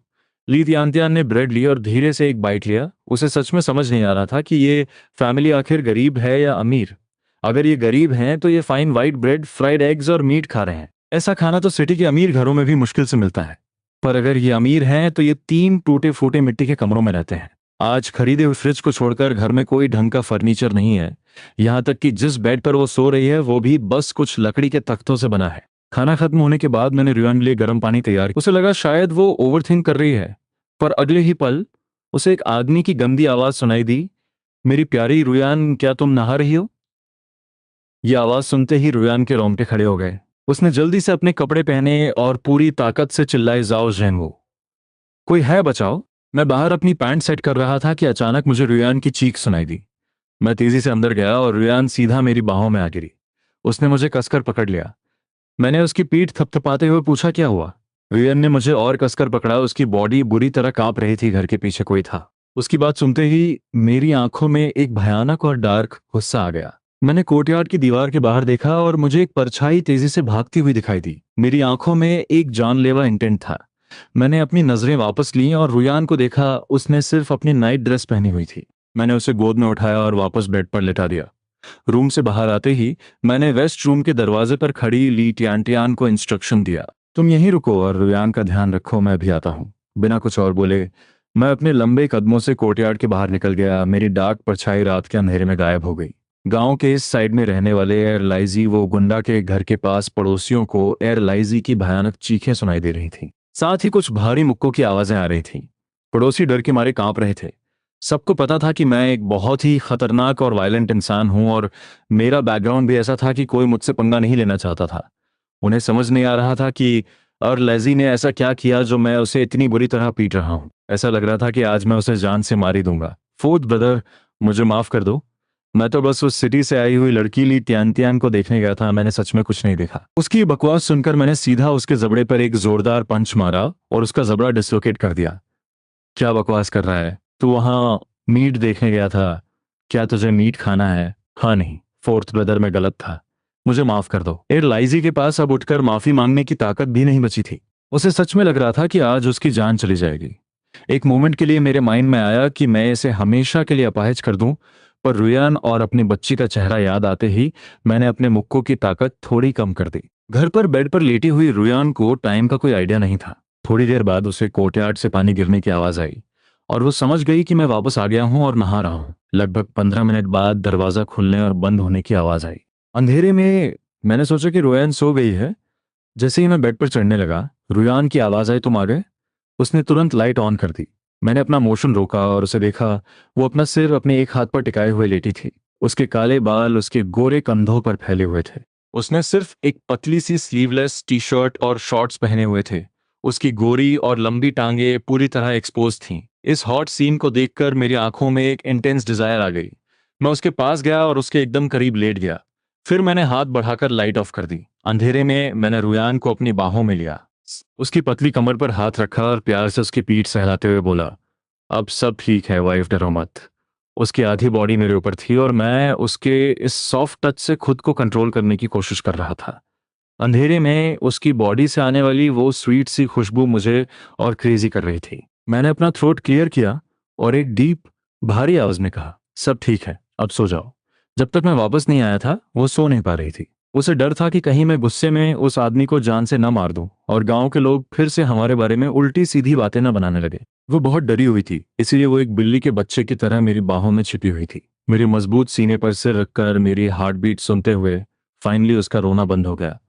वो जोर से रो भी नहीं पा रही थी। उसे डर था कि बच्ची की नींद न खुल जाए। अपनी वाइफ की ये हालत देखकर मुझे लगा कि मैंने उस एयरलाइजी को बहुत कम पीटा है। मुझे लगा था कि मेरे डर से गांव का कोई भी आदमी मेरी वाइफ की तरफ देखने की हिम्मत नहीं करेगा। पर किसी में इतनी हिम्मत कैसे आ गई? खैर, आज के बाद गांव का कोई भी इंसान ऐसी घटिया हरकत करने की हिम्मत नहीं करेगा। मेरे चेहरे पर थकान देखकर रियान सोचने लगी कि मैं पूरा दिन शीहो ढूंढने में मेहनत करता हूँ, फिर उसे बेचकर जो पैसे आते हैं वो मुझे दे देता है और अब मुझे प्रोटेक्ट भी कर रहा है। उसे फाइनली यकीन हो गया था कि मैं सच में बदल गया हूँ। अंधेरे में रोते रोते रुयान फाइनली सो गई। उसकी एक जैसी सांसों की आवाज सुनकर मुझे भी रिलैक्स फील हुआ। अगली सुबह रियान गहरी नींद में थी जब उसे बाहर से बहुत शोर शराबा सुनाई दिया। कोर्टयार्ड के बाहर जॉ की वाइफ काम करने वाले लोगों को मीठा पानी सर्व कर रही थी। उस टाइम शुगर भी एक बहुत रेयर आइटम था जिसे लोग आसानी से यूज नहीं करते थे। वहां खड़ी एक गॉसिप करने वाली औरत साओ फुंगजिए ने मीठा पानी पिया और जाओ की वाइफ के पास आकर धीरे से पूछा, भाभी, कल रात मुझे तुम्हारे फोर्थ ब्रदर के घर से रुयान की चिल्लाने की आवाज आई थी, क्या कुछ हुआ था? जाओ की वाइफ ने पानी का जग नीचे रखा और उस गॉसिप करने वाली औरत को देखा। अरे, तुम्हारा घर तो यहाँ से 2 मील दूर है, तुम्हें कैसे सुनाई दिया? क्या तुम रात को फ्री होकर यंग कपल्स के घरों के बाहर उनकी बातें सुनने जाती हो? मैं इतनी भी फ्री नहीं हूं। क्या तुम लोगों के बेडरूम के बाहर कान लगाकर उनकी बातें सुनती हो? साओ फोंगजे ने एक फेक स्माइल दी और कुछ नहीं बोली। कल रात उसे खबर मिली थी कि मैंने गांव के ईस्ट साइड रहने वाले एयरलाइजी को इतनी बुरी तरह पीटा है कि वो आधा मर चुका है और उसकी एक टांग भी टूट गई है। और साथ ही मेरे घर आई हुई वो सिटी गर्ल भी बहुत नखरे कर रही थी, तो उसने अपने दिमाग में एक थ्योरी बना ली थी, पक्का उस सिटी गर्ल ने मेरे फोर्थ ब्रदर साथ कोई अफेयर किया होगा। वो ये मनगढ़ंत कहानी पूरे गांव में फैलाने के लिए बेताब थी। जाओ की वाइफ को उसकी बातों में कोई इंटरेस्ट नहीं था। काओ फंगजे असल में जाओ के सबसे बड़े मामा के दूसरे बेटे की वाइफ थी। वो दिखने में तो सुंदर थी, पर उसका नेचर बहुत ही घटिया था। वो हमेशा दूसरों की बुराई करती थी और बिना सोचे कुछ भी बोल देती थी। जाओ की वाइफ ने बाकी लोगों को पानी दिया और फिर मेरे पास आकर धीरे से बोली, तुम जाकर वॉन्चिंग रुयन को देख लो। वो तो सुबह जल्दी। मुझे याद आया कि जब मैं सुबह उठा था तो वो सो रही थी और अभी सुबह के 10 बज रहे थे। मुझे थोड़ी टेंशन हुई। मैंने जल्दी से हाथ धोए और अपने लंबे कदमों से घर के मेन रूम की तरफ गया। दरवाजा खोला और अंदर जाकर उसे बंद कर दिया। फिर मैंने बेडरूम का पर्दा हटाया और अंदर गया। बेड पर लेटी हुई मेरी खूबसूरत वाइफ को देखकर मेरी सांसें अटक गईं। उसने बहुत ही छोटे कपड़े पहने हुए थे। शॉर्ट्स इतने छोटे थे कि उसकी गोरी और सॉफ्ट थाइज साफ दिख रही थीं। दरवाजा खुलने की आवाज से रुयान की आंख खुल गई। मैंने तुरंत आगे बढ़कर उसे अपनी बाहों में भर लिया। मेरा एक हाथ उसकी कमर पर था और दूसरा उसके हिप्स पर। मेरी सांसों में उसके सॉफ्ट और खुशबूदार शरीर की महक भर गई। मैंने उसके कान के पास अपनी आवाज को थोड़ा डीप करते हुए कहा, उठ गई? चलो जल्दी से कपड़े बदल लो, मैं तुम्हारे लिए नाश्ता लेकर आता हूँ। मेरी आवाज में एक अजीब सा नशा था। रुयन ने देखा कि कमरे के पर्दे अभी भी बंद थे और बाहर से बहुत शोर आ रहा था। उसने कंफ्यूज होकर पूछा, बाहर इतना शोर क्यों है? कोर्टयार्ड में क्या हो रहा है? मैंने मुश्किल से अपने गले को साफ किया। मैं उस नरम एहसास को इग्नोर करने की कोशिश कर रहा था जो मेरी चेस्ट पर था। मैंने स्माइल करते हुए कहा, तुम अभी बाहर मत आना, तो फिर मुझे छोड़ो ना, रुयान ने कहा। पर मैंने उसे छोड़ने के बजाय और भी कसकर पकड़ लिया और एक फ्लर्टी स्माइल के साथ बोला, पहले मुझे किस करो फिर छोड़ूंगा। क्या बचपना है? छोड़ो मुझे, बाहर इतने सारे लोग हैं। रुयान ने मुझे दूर धकेलने की कोशिश की। इसमें बचपना क्या है? तुम मेरी वाइफ हो। अगर तुम मुझे किस भी नहीं कर सकती तो क्या तुम मुझसे प्यार नहीं करती? मैंने एक फेक उदास आवाज में कहा। रियान कुछ एक्सप्लेन करना चाहती थी पर उसने कुछ नहीं बोला और चुपचाप आगे आकर मेरे गाल पर एक हल्का सा किस कर दिया। लो हो गया, अब मुझे छोड़ो। मेरे गाल पर उसका वो सॉफ्ट टच महसूस होते ही मेरी आंखों में एक चमक आ गई। मैंने खुशी से उसका वो छोटा सा चेहरा अपने हाथों में पकड़ा और उसके होठों पर एक इंटेंस किस कर दिया।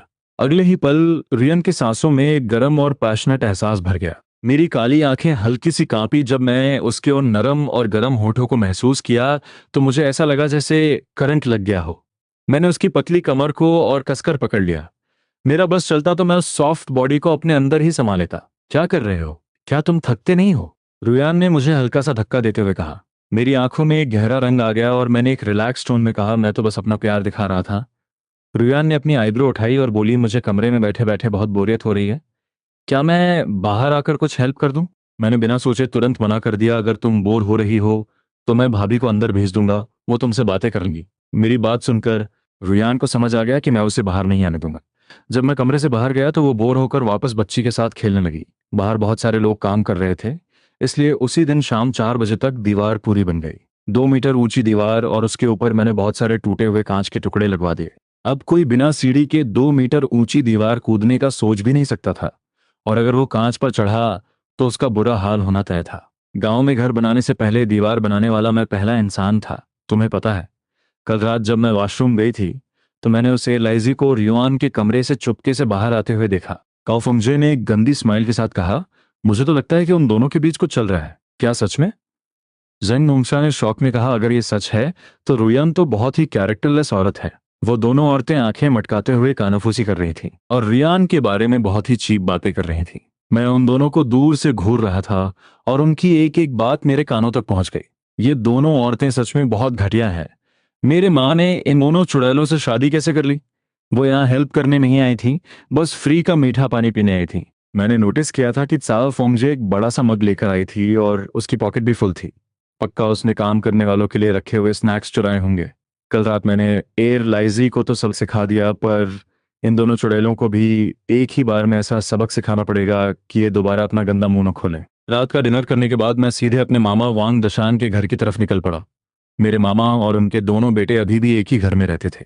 जब मैं वहां पहुंचा तो वो सब डिनर कर रहे थे। मुझे इस टाइम वहां देखकर सब शॉक हो गए। जिंगू, तुमने खाना खा लिया? मामा ने पूछा। मैंने बस सिर हिलाया और उनकी वाइफ लिऊ शूचिंग को इग्नोर करते हुए सीधे साओ फोंगजे की तरफ बढ़ा। इससे पहले कि कोई कुछ समझ पाता, मैंने उसका बाल पकड़ा और उसे जोर से खींचा। मेरी इस हरकत से सब फ्रीज हो गए। जब साओ फोंगजे दर्द से चिल्लाई तब जाकर सबको होश आया। उसका हस्बैंड वोंग ही तुरंत खड़ा हुआ और चिल्लाया, जंगो, तुम पागल हो गए हो क्या? मैंने एक कोल्ड स्माइल दी, मैं पागल नहीं हुआ हूं, अपनी इस वाइफ से पूछो कि ये क्या कर रही है। साओ फोंगजे को समझ ही नहीं आ रहा था कि मैंने उसकी बातें इतनी जल्दी कैसे सुन ली और मैं इतनी जल्दी एक्शन लेने यहाँ कैसे आ गया। मैंने सबको बताया कि चाओ फोंगजे गांव में रियान के बारे में कैसी गंदी अफवाहें फैला रही है। ये सुनकर मामा और मामी का चेहरा गुस्से से काला पड़ गया। ये कोई बहू नहीं, ये तो हमारे घर के लिए एक श्राप है। मामी ने गुस्से से कहा, मैंने पहले ही अपने बेटे को समझाया था कि इस औरत से दूर रहे, पर ये तो दूसरों की फैमिलीज बर्बाद करने पर तुली हुई है। काओ फोंगजे अपने मन में मुझे गालियां दे रही थी, पर वो कुछ बोल नहीं पा रही थी। तभी जांग होंगशा खड़ी हुई और बोली, अरे यहाँ कुछ मिसअंडरस्टैंडिंग हुई होगी। जिंगो, पहले तुम इसका बाल छोड़ो, आखिर ये तुम्हारी भाभी है। मैंने जांग होंगशा को एक घूरती हुई नजर दी और चिल्लाया, तू भी कोई दूध की धूली नहीं है। अपना मुंह बंद रख और चुपचाप बैठ जा। जांग होंगशा डर कर बैठ गई। उसने अपने हस्बैंड वांग योंग को देखा, पर वो चुप था। वो इस पचड़े में नहीं पड़ना चाहता था। मैंने अपना हाथ उठाया और एक जोरदार थप्पड़ चाओ फोंगजे के मुंह पर दे मारा। मैंने तुझे अपना गंदा मुंह बंद रखने को कहा था ना, आज मैं तेरा मुंह तोड़ दूंगा। साओ फोंगजी को इतना जोरदार थप्पड़ पड़ा कि वो ब्लैंक हो गई। उसे यकीन ही नहीं हो रहा था कि मैं उसे इस तरह पीटूंगा, और सबसे बड़ी बात, उसके घर का कोई भी इंसान मुझे रोक नहीं रहा था। मैंने उसे लगातार 6 थप्पड़ मारे और फिर छोड़ दिया। साओ फोंगजे चक्कर खाकर अपने हस्बैंड पर गिरी, पर उसने भी उसे गुस्से में पीछे धकेल दिया। मामा ने उसे घूरते हुए कहा, तू इसी लायक है, तुझे पीटना ही चाहिए। मामी ने भी उसे खूब डांटा, तेरे दिमाग में क्या कचरा भरा है? तू जेंगो और उसकी वाइफ की खुशी क्यों नहीं देख सकती? तू गांव में ऐसी गंदी बातें फैला रही है ताकि उनका डिवोर्स हो जाए। जब किसी ने भी उसका सपोर्ट नहीं किया तो साओ फोंगजे को समझ आ गया कि उसके पास झूठ बोलने के अलावा कोई ऑप्शन नहीं है। मैंने हंसते हुए कहा, तूने वो बातें नहीं बोली तो क्या तू कसम खा सकती है? अगर तू झूठ बोल रही है तो तेरी पूरी फैमिली मर जाएगी। तेरे माँ बाप तड़प तड़प कर मरेंगे और तेरे बच्चे भी। साओ फोंगजे ने जैसे चालाक इंसान के सामने बहुत कमजोर थी। मेरे इन 2 सेंटेंसेस ने ही उसका मुंह बंद कर दिया। वो अंदर से डर गई और कुछ भी नहीं बोल पाई। सबको समझ आ गया था कि सच क्या है। मैंने वहां खड़े सबको देखा और एक वार्निंग टोन में कहा, आज मैं बात क्लियर कर रहा हूं। अगर आज के बाद मुझे गांव में मेरे या मेरी वाइफ के खिलाफ कोई भी अफवाह सुनाई दी तो मैं किसी भी रिश्ते की परवाह नहीं करूंगा। अगर मैंने किसी को मार भी दिया तो मेरी कोई रिस्पॉन्सिबिलिटी नहीं होगी। इतना बोलकर मैंने साओ फोंगजे को 2 जोरदार किक्स मारी। वांग ही, उसका हस्बैंड, भी आगे आया और अपनी वाइफ को बुरी तरह पीटने लगा। साओ फोंगजे का चेहरा सूज गया था। वो रो रोकर माफी मांग रही थी, पर कोई भी उसे बचाने नहीं आया। जब मैं वहां से नहीं गया तो सबको समझ आ गया कि मेरा गुस्सा अभी शांत नहीं हुआ है। जो भी मुझे बस करो वांग हे, अगर इसे ज्यादा चोट लग गई तो हॉस्पिटल का बिल भी हमें ही भरना पड़ेगा। वांग हे ने अपना उठा हुआ हाथ एक जोरदार थप्पड़ के साथ क्याओ फंगजे के चेहरे पर दे मारा, जिससे उसके होठों से खून निकलने लगा। मैंने एक कोल्ड स्माइल दी। मैंने तुझे वार्निंग दी थी ना, अगर तूने अगली बार फिर से बकवास की तो मैं तेरा मुंह हमेशा के लिए सिल दूंगा। ये वार्निंग देकर मैं वहां से निकल गया। घर में सिर्फ साओ फोंगजी के रोने की आवाज गूंज रही थी। इन दोनों चुड़ैलों को सबक सिखाने के बाद मैं बहुत खुश और रिलैक्स्ड फील कर रहा था। मैं खुशी खुशी अपनी वाइफ के पास वापस घर आ गया। मेरे जाने के बाद मामा ने मामी को इशारा किया कि वो अपनी बहुओं को किचन में ले जाकर काम करवाए। मामा ने अपनी पाइप टेबल पे मारी और अपने दोनों बेटों को घूरते हुए बोले, वांग ही, वांग योंग, अपनी अपनी औरतों को कंट्रोल में रखो। अगर गांव में मेरे भांजे के बारे में कोई भी अफवाह उड़ी तो मैं तुम दोनों को भी नहीं बचाऊंगा। फोर्थ ब्रदर जेनरू पहले भी खतरनाक था और अब वो थोड़ा सुधर गया है, पर मुझे लगता है वो पहले से भी ज्यादा वायलेंट और खूंखार हो गया है। वांग ही और वांग योंग सिर झुकाए हुए खड़े थे। उनकी कुछ भी बोलने की हिम्मत नहीं थी। पुराने लकड़ी के दरवाजे के खुलने की आवाज आई। काओ फोंगजे ने अपनी आंखें बंद कर लीं। उसे समझ नहीं आ रहा था कि वो क्या करे। उसकी शादी को कुछ ही महीने हुए थे और वो अभी प्रेग्नेंट भी नहीं थी। उसके सास ससुर और हस्बैंड ने उसे पिटता हुआ देखा, पर किसी ने उसकी हेल्प नहीं की। ये सब आखिर कैसे इंसान है?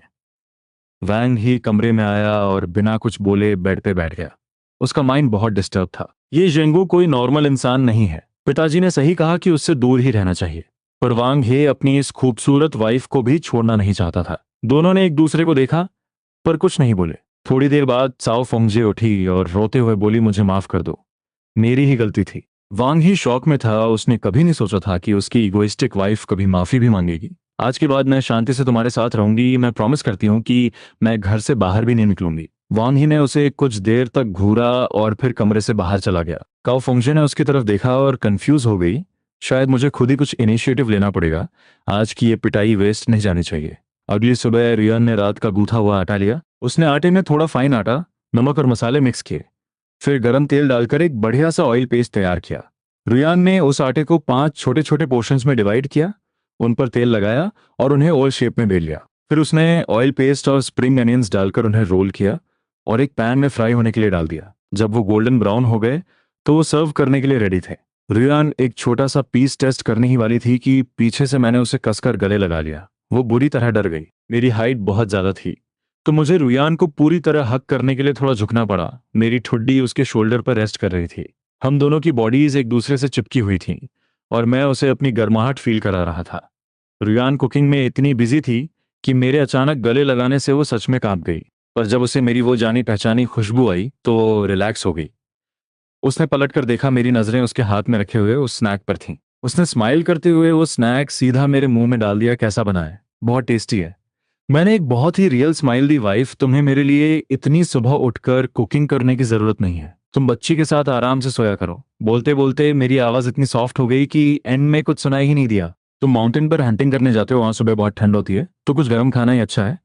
रुयान ने कुछ दिन पहले नोटिस किया था कि मैं सुबह उठकर बस थोड़ा सा पानी और सूखा खाना लेकर निकल जाता था, इसीलिए वो मेरे लिए कुछ अच्छा बना चाहती थी। नाश्ता करने के बाद मैंने अपने बड़े बूट्स पहने, रुयान को बाय बोला, एक बास्केट ली, 3 ब्रेड्स रखे, पानी की बोतल ली और माउंटेन की तरफ निकल पड़ा। अपनी मेमोरी को यूज करते हुए मुझे लगभग 2 घंटे लगे और मैं फाइनली उस जगह पहुंच गया जहां मैंने वो शिहू देखा था। मैंने अपने टूल्स निकाले और काम शुरू कर दिया। दोपहर तक मैंने वहां के सारे शिहू कलेक्ट कर लिए थे। मैं वहीं बैठा, अपनी ब्रेड खाई, पानी पिया और फिर मैंने सोचा कि अभी तो बहुत टाइम है, क्यों ना आसपास थोड़ा और एक्सप्लोर किया जाए। शायद कोई और रेयर हर्ब मिल जाए। और मेरी किस्मत सच में बहुत अच्छी थी।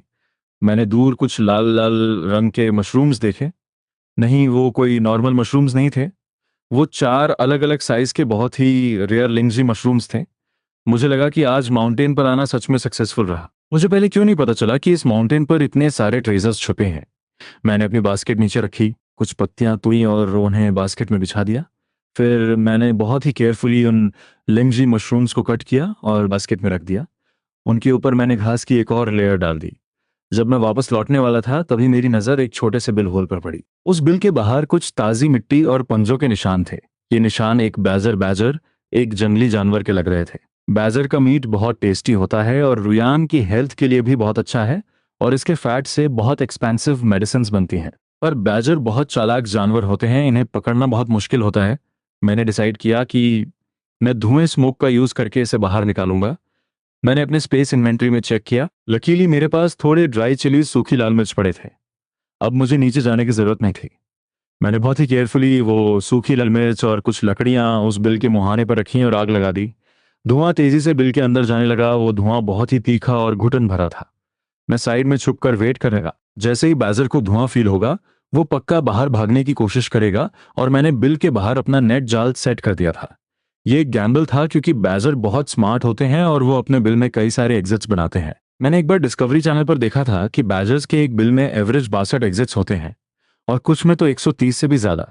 टाइम धीरे धीरे बीत रहा था। माउंटेन पर सिर्फ चिड़ियों की आवाज आ रही थी। मेरी आंखें उस बिल पर फिक्स थीं और मेरे हाथों में पसीना आ रहा था। मैंने आधे घंटे तक वेट किया पर कोई मूवमेंट नहीं हुआ।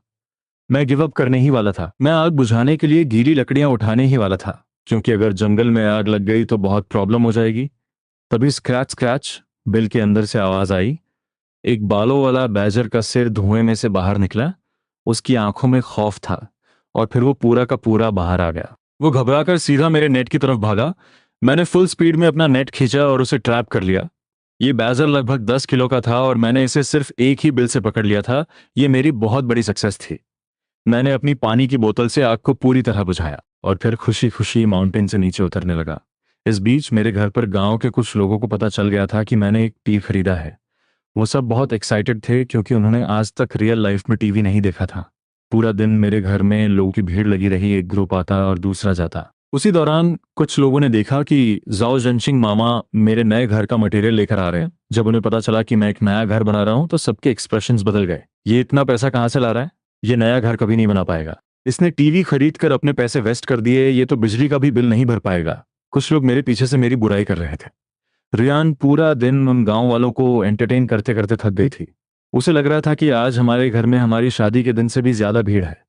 वो बस 1 मिनट के लिए बैठने ही वाली थी कि तभी उसने मुझे अपनी बास्केट लिए हुए वापस आते देखा। उसकी आंखों में एक चमक आ गई। वो तुरंत बच्ची को गोद में लिए मेरी तरफ आई। तुम आज इतनी जल्दी कैसे आ गए? उसने मेरी बास्केट में बहुत सारी घास देखी। वो समझ गई कि मैंने पक्का कुछ बहुत स्पेशल हंट किया है। इसकी किस्मत इतनी अच्छी कैसे हो सकती है? शीहो तो बहुत ही रेयर होता है, फिर ये हर बार कैसे कुछ न कुछ ले आता है। रुयान ने वो नया रेड स्वेटर पहना हुआ था। वो उसमें इतनी खूबसूरत लग रही थी कि मेरी आंखें उस पर से हट ही नहीं रही थी। जैसे ही वो मेरे पास आई, मैं झुका और उसके गाल पर एक किस करने की कोशिश की, पर उसका चेहरा शर्म से लाल हो गया और वो पीछे हट गई। तुम सच में सुधरने वाले नहीं हो। दिन के टाइम सबके सामने तुम ये क्या कर रहे हो? लितियांतियन और भाभी सब यहाँ हैं। रुयान की बात सुनकर मैंने नोटिस किया कि घर में अभी भी गांव के कुछ लोग बैठे हुए थे। मैंने कंफ्यूजन से रुयान को देखा। रुयान ने मुझे एक्सप्लेन किया, सब लोग टीवी देखने आए हैं। लकीली भाभी यहाँ थी, तो उन्होंने मेरी बहुत हेल्प की। मैं नोट किया और बच्ची को गोद में लेने के लिए हाथ बढ़ाया, पर फिर मैंने देखा कि मेरे कपड़े गंदे हैं, तो मैंने अपना हाथ वापस खींच लिया और बास्केट को सीधा किचन में ले गया। रुयान भी मेरे पीछे आई। मैंने उसके कान के पास कुछ फुसफुसाया। रुयान ने बास्केट को देखा और शौक से नोट किया। मुझे समझ आ गया। उसे नहीं पता था कि मैं आज क्या लेकर आया हूँ, पर उसे इतना पता था कि कल सुबह मुझे फिर से सिटी जाना होगा। वो सोच रही थी कि मैं इतने सारे लोगों के सामने उसके इतने क्लोज कैसे आ गया। ये इंसान सच में बहुत बदल गया है। मुझे अपनी तरफ घूरते हुए देखकर मैंने एक बड़ी सी स्माइल दी और आगे बढ़कर उसके गोरे गाल पर एक जोरदार किस किया। वाइफ, तुमने आज ठीक से खाना खाया ना? मेरी एक किस करने के बाद मेरे हाथ उसकी कमर पर चले गए। तुम इतनी पतली कैसे हो सकती हो? तुम्हारी कमर तो 16 इंच से भी कम लग रही है। जब मैं घर पे नहीं होता तो तुम्हें अपना ध्यान खुद रखना चाहिए। तुम बहुत कमजोर हो गई हो। रुयान मेरे इस अचानक किए गए एक्शन से घबरा गई। उसने मुझे एक वार्निंग लुक दिया और कुछ बोलने ही वाली थी, तभी बाहर से भाभी की आवाज आई, रुयान, अब फोर्थ ब्रदर वापस आ गया है, तो मैं चलती हूँ। जाओ, श्याओदी स्कूल से आने वाला होगा। रुयान ने तुरंत भाभी को रोका। भाभी, 1 मिनट रुकिए। उसने बच्ची को मेरे हाथ में दिया और तेजी से बाहर गई। वो ईस्ट रूम से एक पैकेट शुगर कैंडीज लेकर आई और उसे भाभी जाओ की वाइफ के हाथों में दे दिया। उसे डर था कि कहीं मैं उसे रोक ना दूं, इसलिए उसने मुझे बोलने का मौका ही नहीं दिया। उस टाइम में शुगर चीनी एक बहुत ही रेयर और महंगी चीज होती थी, जिसे लोग आसानी से नहीं खाते थे। रुयान खुद भी उसे खाने से हिचकिचा रही थी, पर वो जानती थी कि अगर भाभी ने उनकी हेल्प नहीं की होती तो उनके लिए वो मुश्किल दिन काटना और भी मुश्किल हो जाता। आज जब भाभी ने सुना कि हमारे घर बहुत सारे लोग टीवी देखने आ रहे हैं, तो वो अपना सारा काम छोड़कर रुयान की हेल्प करने आ गई। अगर भाभी नहीं होती तो रुयान अकेले इतने सारे लोगों को कैसे हैंडल करती? पहले जब हम गरीब थे तो हमने हमेशा भाभी की हेल्प ली थी और कभी उन्हें कुछ वापस नहीं दिया था। पर अब भाभी, ये जेंगो ने खरीदा है, इसे अपने बच्चों के लिए ले जाइए। भाभी के हाथों में वो क्रिस्टल शुगर मिश्री का पैकेट देखकर उनकी आंखें फटी की फटी रह गईं। अरे नहीं, ये तो बहुत महंगी चीज है। उन्होंने तुरंत वो पैकेट रुयान की तरफ वापस किया। नहीं भाभी, आप इसे रख लीजिए। इसे न्यू न्यू भाभी की बेटी को खिलाइएगा। मीठा पानी तो सिर्फ बहुत ही स्पेशल गेस्ट को सर्व किया जाता था। नॉर्मल लोग इसे कहाँ अफोर्ड कर पाते थे। अगर कोई नई दुल्हन अपनी मायके जाते टाइम ये शुगर लेकर जाती तो उसकी फैमिली का बहुत नाम होता। वो दोनों उस पैकेट को लेकर काफी देर तक खींचतान करती रहीं। पैकेट लगभग फटने ही वाला था। फाइनली भाभी ने शर्माते हुए वो शुगर रख ली और अपने घर चली गई। रुयान को डर था कि मैं इस बात पर गुस्सा करूंगा, इसलिए वो मेरे पास आई और हकलाते हुए। मेरे दिल में एक तेज दर्द हुआ। मुझे ऐसा लगा जैसे किसी ने मेरा दिल कसकर पकड़ लिया हो। वो अभी भी मुझ पर ट्रस्ट नहीं कर पा रही थी। उसे हमेशा ये डर लगा रहता था कि उसकी किसी बात पर मैं फिर से उसे पीटना शुरू कर दूंगा। एक लंबे टाइम तक घरेलू हिंसा, डोमेस्टिक वायलेंस सहने के बाद उसके लिए ये मानना बहुत मुश्किल था कि मैं सच में बदल चुका हूँ। ये सब मेरी ही गलती है। मैंने ही अपने कर्मों से ये सब कमाया है। मेरे चुप रहने से रुयान और भी ज्यादा डर गई। उसने अपना सिर नीचे कर लिया और एक अपराधी की तरह बोली, जेंगू, मुझे माफ कर दो। मैं फिर कभी ऐसा नहीं करूंगी, प्लीज गुस्सा मत हो। मैं पूरी तरह स्पीचलेस हो गया। मेरी वाइफ आखिर क्या सोच रही थी? क्या वो एक शुगर का पैकेट भी किसी को नहीं दे सकती? क्या मैं सच में इतना बड़ा मॉन्स्टर था? क्या मैंने पहले गन पाउडर खाया हुआ था जो मैं हर बात पर उसे पीटता था? एक शुगर का पैकेट तो दूर की बात है, अगर वो टीवी भी अपने भाई और भाभी को दे देती तो भी मैं उस पर गुस्सा नहीं करता। तुम इस घर की मालकिन हो, ये सिर्फ कोई डायलॉग नहीं था। मैं सच में ऐसा ही मानता था। मैंने एक हाथ से अपनी बच्ची को पकड़ा और दूसरे हाथ से अपनी वाइफ को अपनी बाहों में खींच लिया। मुझे आज उसके साथ बैठकर सीरियस बात करनी ही पड़ेगी। गलत फहमियों को कभी भी कल पे नहीं छोड़ना चाहिए, वरना वो बढ़ती जाती हैं। अगर हस्बैंड और वाइफ आपस में सही से बात नहीं करेंगे तो सब कुछ बर्बाद हो जाएगा। मैंने प्यार से रुयान की पीठ थपथपाई, अपनी ठुड्डी उसके बालों पर रखी और बहुत ही सॉफ्ट आवाज में कहा, वाइफ, मैंने तुमसे कहा था ना कि इस घर का डिसीजन तुम लोगी। तुम जो चाहो वो कर सकती हो, तुम ही बॉस हो। ये तो सिर्फ एक शुगर का पैकेट था। अगर तुम्हें खानी है तो हम कल और खरीद लेंगे। तुम्हें मेरे रिएक्शन से डरने की कोई जरूरत नहीं है। तुम जो भी डिसीजन लोगी मैं हमेशा उसे सपोर्ट करूंगा। मेरी बातें सुनकर रुयान को लगा कि शायद मैं ताना मार रहा हूं, पर जब मैंने यही बात बार बार रिपीट की तो उसका डर थोड़ा कम हुआ। भगवान जानता है कि मैं अभी कितना डरी हुई थी। मुझे लगा ये अभी मुझ पे हाथ उठाएगा। जब मैंने महसूस किया कि रुयान की हार्ट बीट अब नॉर्मल हो गई है तो मुझे थोड़ा रिलीफ मिला। मुझे समझ आ गया था कि अब मुझे हर रात उसके साथ बैठकर दिल बातें करनी होंगी ताकि उसका डर हमेशा के लिए ख़त्म हो जाए। मैं उसे सिटी ले जाना चाहता था पर मुझे पता था कि वो नहीं जाएगी, क्योंकि उसे अभी भी डर था कि मैं सिटी ले जाकर बच्ची को बेच दूंगा। तो मैंने सोचा कि फिलहाल उसे आसपास ही। वाइफ, क्या तुम मेरे साथ माउंटेन के नीचे वाले एरिया में चलना चाहोगी? मैं तुम्हारे लिए कुछ हंट करूंगा। रुयान का भी मन था बाहर जाने का। वो कुछ खाना नहीं चाहती थी, बस वो बोर हो गई थी। मैंने उसे कोई भी काम करने से मना किया हुआ था ताकि उसकी हेल्थ रिकवर हो सके। पर वो सोच रही थी, जब मैंने बच्ची को जन्म दिया था तो दूसरे ही दिन इसने मुझे काम पर भेज दिया था। तब इसे मेरी फिक्र नहीं थी, और अब ये इतना केयरिंग कैसे हो गया? उसे ये भी समझ नहीं आ रहा था कि मैंने गांव के लीडर वांग शुआंजू को ऐसा क्या दिया है कि वो हम दोनों को खेतों में काम करने के लिए बुलाने ही नहीं आ रहा है। मैंने देखा कि रुयान बाहर जाने के लिए रेडी है, पर वो कोर्टयार्ड में बैठे लोगों को देखकर हिचकिचा रही थी। उसे डर था कि अगर हम गए तो घर का सामान कोई चोरी ना कर ले। मैं जोर से हंसा, टेंशन मत लो, तुम वेट करो। मैंने बच्ची को गोद में लिया और किचन से बाहर आया। मुझे नहीं पता कि मैंने उन लोगों को क्या बोला, पर कुछ ही देर में मेन रूम में बैठे सारे लोग बाहर आ गए। मैंने उस सिटी गर्ल ली टियान को भी बाहर निकाल दिया और दरवाजे पर ताला लगा दिया। ली टियान असल में हमारे साथ माउंटेन पर जाना चाहती थी। उसने सुना था कि माउंटेन पर कई जंगली जानवर होते हैं और वो सिटी यूथ्स वहां जाने से डरते थे। पर उसने देखा कि हम उसे अपने साथ नहीं ले जाना चाहते, तो वो चुपचाप गांव में ही घूमने निकल गई। रास्ते में मैंने नोटिस किया कि रुयन बार बार मुझे देख रही है। वो कुछ बोलना चाह रही थी। वो अचानक रुकी और बहुत ही उम्मीद भरी नजरों से मेरी तरफ देखते हुए बोली, जिंगू, क्या मैं कल अपनी फैमिली से मिलने जा सकती हूँ? इतना टाइम बाद उसका हस्बैंड मैं फाइनली एक नॉर्मल इंसान बन गया था, जो पैसे कमाता था और अपनी फैमिली का ध्यान रखता था। वो अपनी माँ को ये बताना चाहती थी ताकि वो उसकी शादी को लेकर अब और टेंशन ना ले। मुझे लगा था कि वो कोई बहुत बड़ी बात बोलने वाली है, पर यह तो बहुत ही छोटी सी बात थी। मैंने एक हाथ से अपनी बेटी को पकड़ा और दूसरे हाथ से रुयन का हाथ थामते हुए कहा, कल मैं भी तुम्हारे साथ चलूंगा, तुम बस घर पर मेरा वेट करना। मुझे याद था कि मैंने अपनी सास से बहुत पैसे छीने थे। कल सिटी जाकर मुझे अपने सारे हर्ब्स और डियर मीट, हिरन का गोश्त बेचना था। उससे मुझे इतने पैसे मिल जाएंगे कि मैं सास का सारा उधार चुका सकूं, और मैं उनके लिए कुछ गिफ्ट्स भी ले आऊंगा।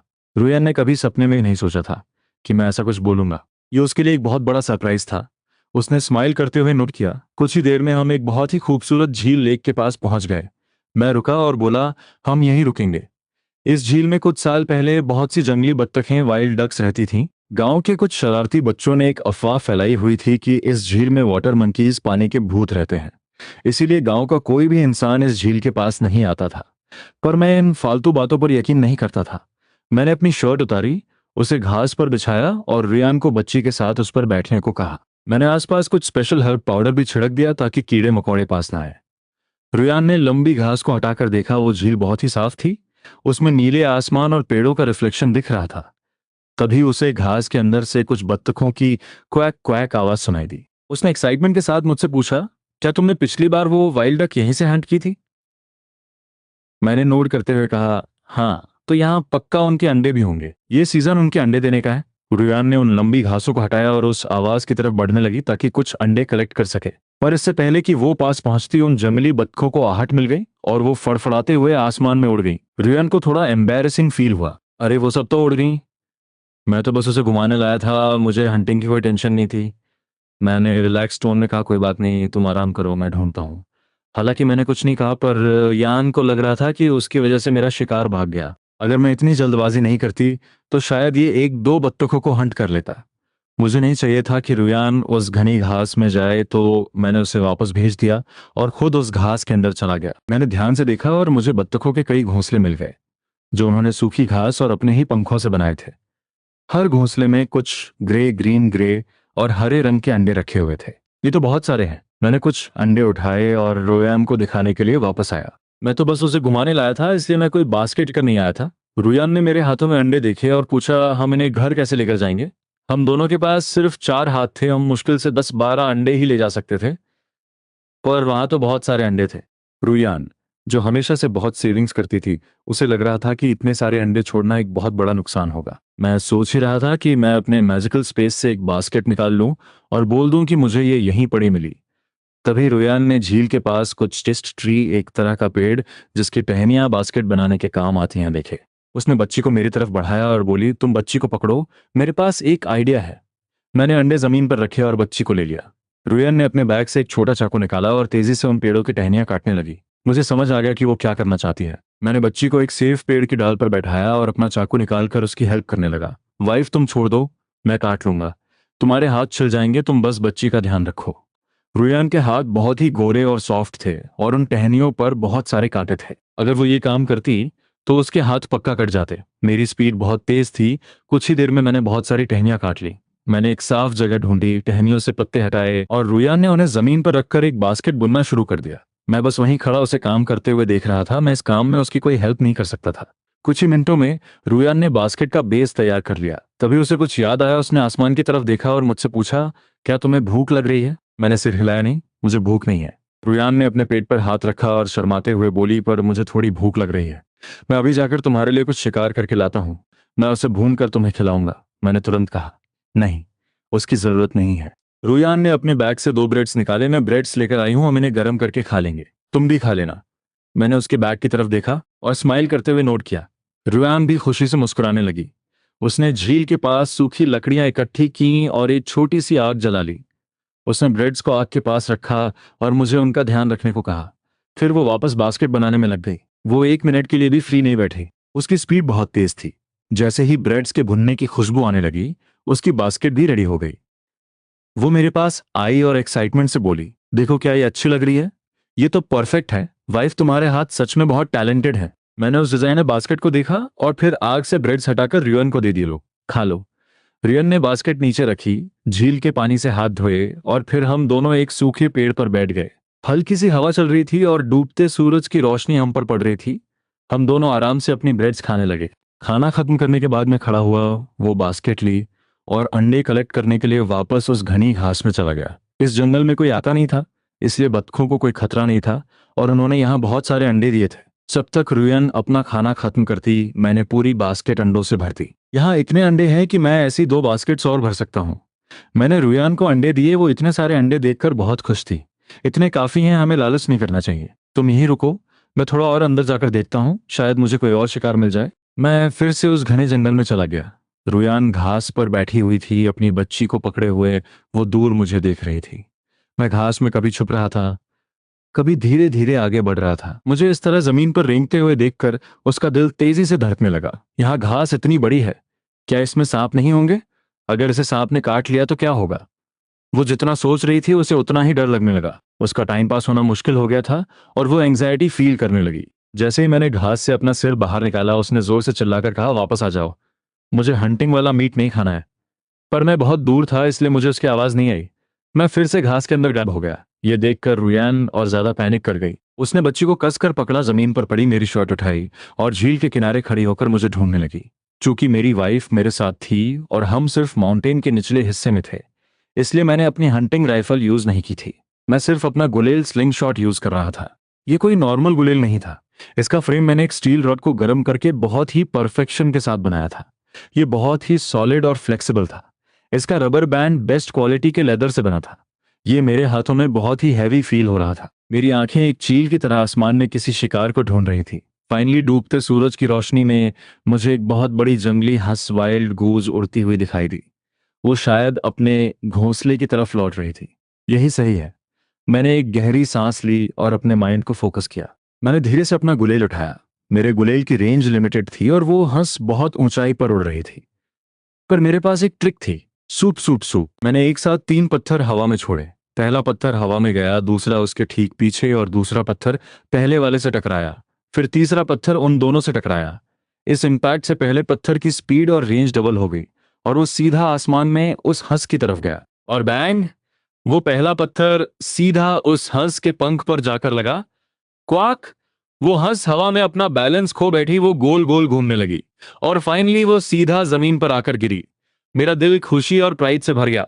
मैंने अपना गुलेल पकड़ा और उस हंस के गिरने की डायरेक्शन में दौड़ा। जब मैंने उस भारी हंस को उठाया और वापस लौटने लगा, तो मैंने देखा कि रुयान बच्ची को गोद में लिए तेजी से माउंटेन की तरफ ऊपर आ रही थी। ये देखकर मेरी सांसें अटक गईं। माउंटेन का रास्ता बहुत स्लिपरी फिसलन वाला था। मैंने तुरंत चिल्लाकर कहा, रुको, ऊपर मत आना, ये डेंजरस है। मेरी अचानक आई आवाज से रुयान रुक गई। उसकी आवाज कांप रही थी, तुम जल्दी नीचे आ जाओ, मुझे नहीं खाना वो शिकार, तुम बस नीचे आ जाओ। बोलते बोलते उसकी आंखें आंसुओं से भर गईं। वो इतनी देर से मुझे घास में ढूंढ रही थी, उसे लगा था कि मेरे साथ कुछ बहुत बुरा हो गया है, अगर ऐसे कुछ हो गया तो मेरा क्या होगा। मैं समझ गया कि वो बहुत ज़्यादा डर गई थी। अब मेरा हंटिंग का सारा मूड खराब हो गया था। मैंने जल्दी से कहा, ठीक है ठीक है, मैं आ रहा हूँ, तुम वहीं रुको, मैं आ रहा हूँ। मैं उस बड़ी सी हंस को एक हाथ से पकड़े हुए तेजी से नीचे आया। मैंने रुयान की लाल और नम आंखें देखी और पूछा, क्या हुआ, तुम रो क्यों रही हो, चलो हम घर चलते हैं। रुयान ने कुछ नहीं कहा, वो मुड़ी और बच्ची को लेकर मेरे आगे आगे चलने लगी। उसका दिल अभी भी तेजी से धड़क रहा था। मुझे कुछ समझ ही नहीं आ रहा था कि वो अचानक इतनी अपसेट क्यों हो गई। जब हम घर से निकले थे तब तो वो बहुत खुश थी, ये इतनी जल्दी अपना मूड कैसे बदल लेती है। मैंने कई बार कोशिश की कि मैं उससे अपनी शर्ट और पैंट वापस मांग लूं, पर जब मैंने उसका वो गुस्से वाला चेहरा देखा तो मेरी हिम्मत ही नहीं हुई। वो मेरी तरफ देख भी नहीं रही थी। मेरे पास कोई ऑप्शन नहीं था, मैं सिर्फ अपना अंडरवियर पहने नंगे बदन, एक हाथ में वो जंगली हंस और दूसरे हाथ में अंडों की बास्केट लिए उसके पीछे पीछे चलने लगा। रास्ते में एक बूढ़ा आदमी लेवहान अपने घर के बाहर बैठकर पाइप पी रहा था। उसने देखा कि रुयान बच्ची को लेकर आगे आगे चल रही है और उसने मेरी शर्ट हाथ में पकड़ी हुई है। और मैं जो हमेशा पूरे गांव में एक गुंडे की तरह अकड़ कर चलता था, वो आज अपनी वाइफ के पीछे पीछे एक भीगी बिल्ली की तरह सिर झुकाए चल रहा था। ये फोर्थ ब्रदर किसी से नहीं डरता, आज अपनी वाइफ के सामने इतना डरा हुआ क्यों है। उस बूढ़े आदमी को मजा आ गया। जैसे ही हम उसके पास से गुजरे, उसने हंसते हुए पूछा, अरे फोर्थ ब्रदर, क्या हुआ, क्या तुम्हारी वाइफ ने तुम्हें घर से निकाल दिया है। ये सुनकर मैंने अपनी गर्दन घुमाकर रुयान को देखा। मैं उसका चेहरा नहीं देख पा रहा था, बस उसकी गोरी गर्दन दिख रही थी। मैंने तुरंत अपनी नजरें हटाई और उस बूढ़े आदमी को देखकर एक फेक स्माइल दी। मेरी एक वर्ड बोलने की भी हिम्मत नहीं हुई। हम दोनों इसी तरह घर पहुंच गए। मैंने उस हंस को जमीन पर रखा और तेजी से आगे जाकर कोर्टयार्ड का दरवाजा खोला। दरवाजा खोलने के बाद मैं एक अच्छे और समझदार हस्बैंड की तरह साइड में खड़ा हो गया। जब रुयान अंदर चली गई तब मैंने वो हंस उठाया और उसके पीछे पीछे अंदर गया। रुयान को मेरी इस हरकत पर बहुत जोर की हंसी आ रही थी, पर उसने किसी तरह खुद को कंट्रोल किया। वो बच्ची को लेकर कोर्टयार्ड में रखे एक स्टूल पर बैठ गई। तब उसे याद आया कि मेरी शर्ट तो अभी भी उसी के हाथ में है और मैं पूरे रास्ते ऐसे ही नंगे बदन चलकर आया हूं। उसे उस बूढ़े आदमी का वो मजाक याद आया। मैं इसके साथ इतनी अजीब तरह से क्यों बिहेव कर रही हूँ, मैंने इसे इसके कपड़े वापस क्यों नहीं दिए। उसने चोरी छुपे मेरी तरफ देखा, पर मैं बिल्कुल भी गुस्से में नहीं था। मैं चुपचाप जाकर बाल्टी से पानी निकालने लगा। रुयान खड़ी हुई और बोली, उस ठंडे पानी से मत नहाना, मैं तुम्हारे लिए गर्म पानी कर देती हूँ। वो अपनी बच्ची को एक हाथ से पकड़े हुए थे और दूसरे हाथ से कमरे का ताला खोलने की कोशिश कर रहे थे ताकि वो बच्ची को अंदर सुला सके। जब मैंने सुना कि रुयन ने मुझसे बात की है तो मेरी सारी एनर्जी वापस आ गई। मैं मुड़ा और देखा कि वो एक हाथ से ताला खोलने में स्ट्रगल कर रही है। मैंने जल्दी से अपना पानी का बर्तन छोड़ा और 2-3 लंबे कदम लेकर उसके पास पहुंच गया। मैंने उसके पीछे खड़े होकर उसके हाथ से चाबी ली और एक ही सेकंड में ताला खोल दिया। तुम बच्ची को अंदर सुला दो, मैं ठंडे पानी से ही नहा लूंगा और फिर तुम्हारे लिए खाना बनाऊंगा। मेरी नजरों में उसकी वो गोरी गर्दन उस रेड स्वेटर में और भी ज्यादा अट्रैक्टिव लग रही थी। रुयन ने कुछ नहीं कहा, दरवाजा खुला और वो बच्ची को लेकर अंदर चली गई। उसने बच्ची को बेड पर लिटाया और उसे अच्छे से कवर किया। जब वो वापस बाहर आई तो उसने देखा कि मैं उस ठंडे पानी को अपने नंगे बदन पर डाल रहा हूँ। उसे देखकर थोड़ा गुस्सा आया, इसे ठंड लग जाएगी तो मुझे कोई परवाह नहीं। वो वापस अंदर गई, मेरी शर्ट लेकर आई और उसे स्टूल पर रख दिया। फिर वो कुएं वेल के पास आई और मुझे वार्निंग देते हुए बोली। रुयान मेरी शर्ट लेकर कुएं के पास गई, बाल्टी से पानी निकाला और मेरे कपड़े धोने लगी। कपड़े धोते हुए वो सोच रही थी, जब ये कल टाउन जाएगा तो क्या मैं बच्ची को लेकर इसके साथ जाऊं और इसके लिए थोड़े मोटे कपड़े खरीद लूं। अब सर्दियां आ रही हैं और मौसम ठंडा हो रहा है, पर ये अभी भी बस एक पतली सी शर्ट पहनकर घूमता है। ये तो सुबह अंधेरा होने से पहले ही माउंटेन पे चला जाता है, उस टाइम वहां बहुत ठंड होती है। क्या इसे ठंड नहीं लगती। उसने नोटिस किया था कि जब भी मैं वापस आता था मेरी पैंट पर कीचड़ लगा होता था और मेरी शर्ट पर भी बहुत धूल होती थी। पक्का ये जमीन पर रेंग कर वो हर्ब्स निकालता होगा। मैंने बस थोड़ा सा ठंडा पानी अपने शरीर पर डाला और जल्दी से अंदर आ गया। मेरे चौड़े और मजबूत शरीर से अभी भी ठंडी ठंडी भाप निकल रही थी। मैंने अपने लंबे कदमों से घर में मैं अंदर आया और रुयान का टॉवल लेकर अपने शरीर से पानी पोंछने लगा। जब मैं साफ कपड़े पहनकर बाहर आया तो मैंने देखा कि मेरे पुराने कपड़े धुल चुके थे। मेरा दिल खुशी से भर गया। अपनी वाइफ के हाथों से धुले हुए कपड़े पहनने की फीलिंग ही कुछ और है। जब आपको ये फील होता है कि आपकी वाइफ आपका ध्यान रख रही है तो सच में बहुत अच्छा लगता है। मैंने उस हंस को लिया, उसे काटा और साफ करने लगा। मैंने डिसाइड किया कि आधा मीट मैं फ्राई करूंगा और आधे मीट से अपनी वाइफ के लिए एक बहुत ही टेस्टी सूप बनाऊंगा। जब ली त्यान त्यान वापस आई तो उसने मुझे एक बड़े से पक्षी का मीट बनाते हुए देखा और रुयान को मेरे कपड़े सुखाते हुए देखा। इस सीन ने उसके माइंड में मेरी इमेज को और भी ज्यादा पॉजिटिव बना दिया। जैसे ही रुयान ने अपना काम खत्म किया, गांव के इस साइड से आंटी जांग भागती हुई आई। रुयान, मेरी बेटी की शादी होने वाली है, तो मुझे किसी ऐसे इंसान की ज़रूरत है जो डबल हैप्पीनेस एक चाइनीज़ ट्रेडिशनल वर्ड लिख सके। गाँव में तो कोई पढ़ा लिखा है नहीं, तो मुझे तुम्हारी याद आ गई। जल्दी चलो और मेरी हेल्प कर दो। ली टियानटेन भी घर में मेरे साथ अकेले नहीं रुकना चाहती थी। उसे डर था कि गांव के लोग उसके बारे में कोई फालतू अफवाह ना उड़ा दें, इसलिए वो भी रियान की हेल्प करने के लिए उसके साथ चली गई। खाना खाने के बाद मैंने उस बैजर के फैट से तेल बैजर ऑयल बनाने का प्रोसेस शुरू किया। बैजर ऑयल बहुत ही रेयर और अच्छी मेडिसिन है। ये स्किन को बहुत अच्छे से मॉइस्चराइज और रिपेयर करता है। अगर किसी को जलने या ठंड से घाव हो गए हों तो ये ऑयल बहुत जल्दी उन्हें ठीक कर देता है। मैंने पहले बैजर के शरीर से उसका सारा फैट निकाला, फिर उसे 1-1 सेंटीमीटर के छोटे छोटे टुकड़ों में काटा ताकि सारी पीसेस का साइज एक जैसा रहे। ऐसा करने से सारा तेल अच्छे से और बराबर निकलेगा। फिर मैंने एक लोहे की कढ़ाई में थोड़ा पानी डाला। पानी का अमाउंट फैट के वेट का लगभग 1/3 1/3 था। पानी डालना बहुत ज़रूरी था ताकि कुकिंग के टाइम टेम्परेचर कंट्रोल में रहे और वो मीट के टुकड़े जले नहीं। पानी की वजह से वो मीट जलता नहीं है और तेल भी बहुत साफ और ट्रांसपेरेंट निकलता है। जब कढ़ाई में पानी उबलने लगा और बुलबुले उठने लगे तो मैंने उन छोटे छोटे मीट के टुकड़ों को धीरे से कढ़ाई में डाल दिया। जैसे जैसे टेम्परेचर बढ़ रहा था वो मीट के टुकड़े सिकुड़ने लगे और उनमें से एक बहुत ही लाइट और अच्छी खुशबू वाला तेल बाहर आने लगा। मैं बहुत ही केयरफुली उस कढ़ाई का टेम्परेचर कंट्रोल कर रहा था। धीमी आंच पर पकाना बैजर ऑयल निकालने का सबसे इंपॉर्टेंट स्टेप है। इससे सारा तेल अच्छे से बाहर आ जाता है और उसकी प्योरिटी और खुशबू भी बनी रहती है। धीरे धीरे कढ़ाई में रखे वो मीट के टुकड़े हल्के पीले लाइट येलो रंग के होने लगे। मैं उन्हें लगातार एक स्पैटुला से पलट रहा था ताकि वो हर साइड से अच्छे से पके। जब वो टुकड़े पूरी तरह ड्राई हो गए और उनमें से तेल निकलना बंद हो गया तो मैंने एक छलनी से उन्हें बाहर निकाल लिया। अब कढ़ाई में जो बचा था वो एकदम प्योर और गोल्डन कलर का बैजर ऑयल था। फाइनली मैंने उस ऑयल को एक बार और अच्छे से फिल्टर किया, उसे एक मिट्टी के बर्तन में डाला और उसे सील करके अपने मैजिकल स्पेस में रख दिया। रात के लगभग 8 बज चुके थे। बाहर एकदम अंधेरा हो गया था, इतना अंधेरा कि अगर आप अपना हाथ भी आगे करें तो वो भी दिखाई नहीं देगा। मैंने घर का दरवाजा लॉक किया, बच्ची को गोद में लिया और आधा गांव क्रॉस करके आंटी जान के घर पहुंच गया। जब रुयन ने मुझे बच्ची के साथ वहां आते देखा तो उसे लगा कि पक्का कुछ गड़बड़ हो गई है। उसने तुरंत अपना काम छोड़ा और मेरे पास आई। उसने मेरी बाहों में सो रही बच्ची को देखा और घबराकर पूछा, क्या हुआ? तुम यहाँ क्यों आ गए? मैंने अपनी आंटी जांग, जिन्हें दूसरों की टांग खींचने में बहुत मजा आता था, वो मुझे देखकर एक बहुत ही बड़ी और दांत दिखाने वाली स्माइल देने लगी।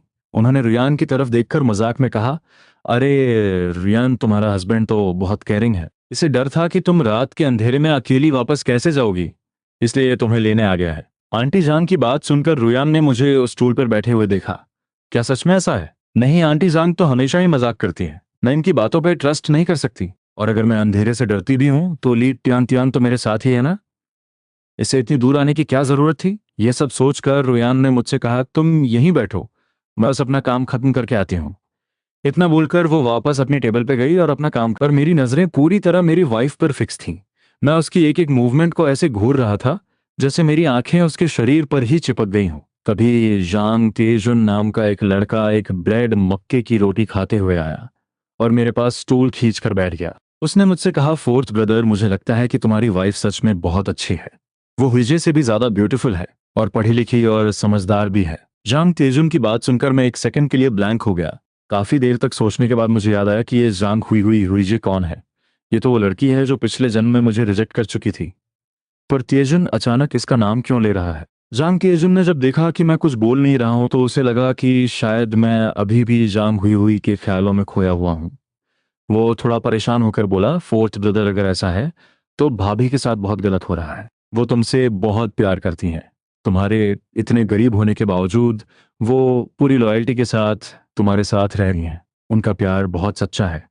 ये सब सोचते हुए जांग तेजुन ने मुझे एडवाइस दी, फोर्थ ब्रदर, अब तुम उस हुई हुई के बारे में सोचना बंद करो और अपनी वाइफ के साथ एक अच्छी लाइफ स्पेंड करो।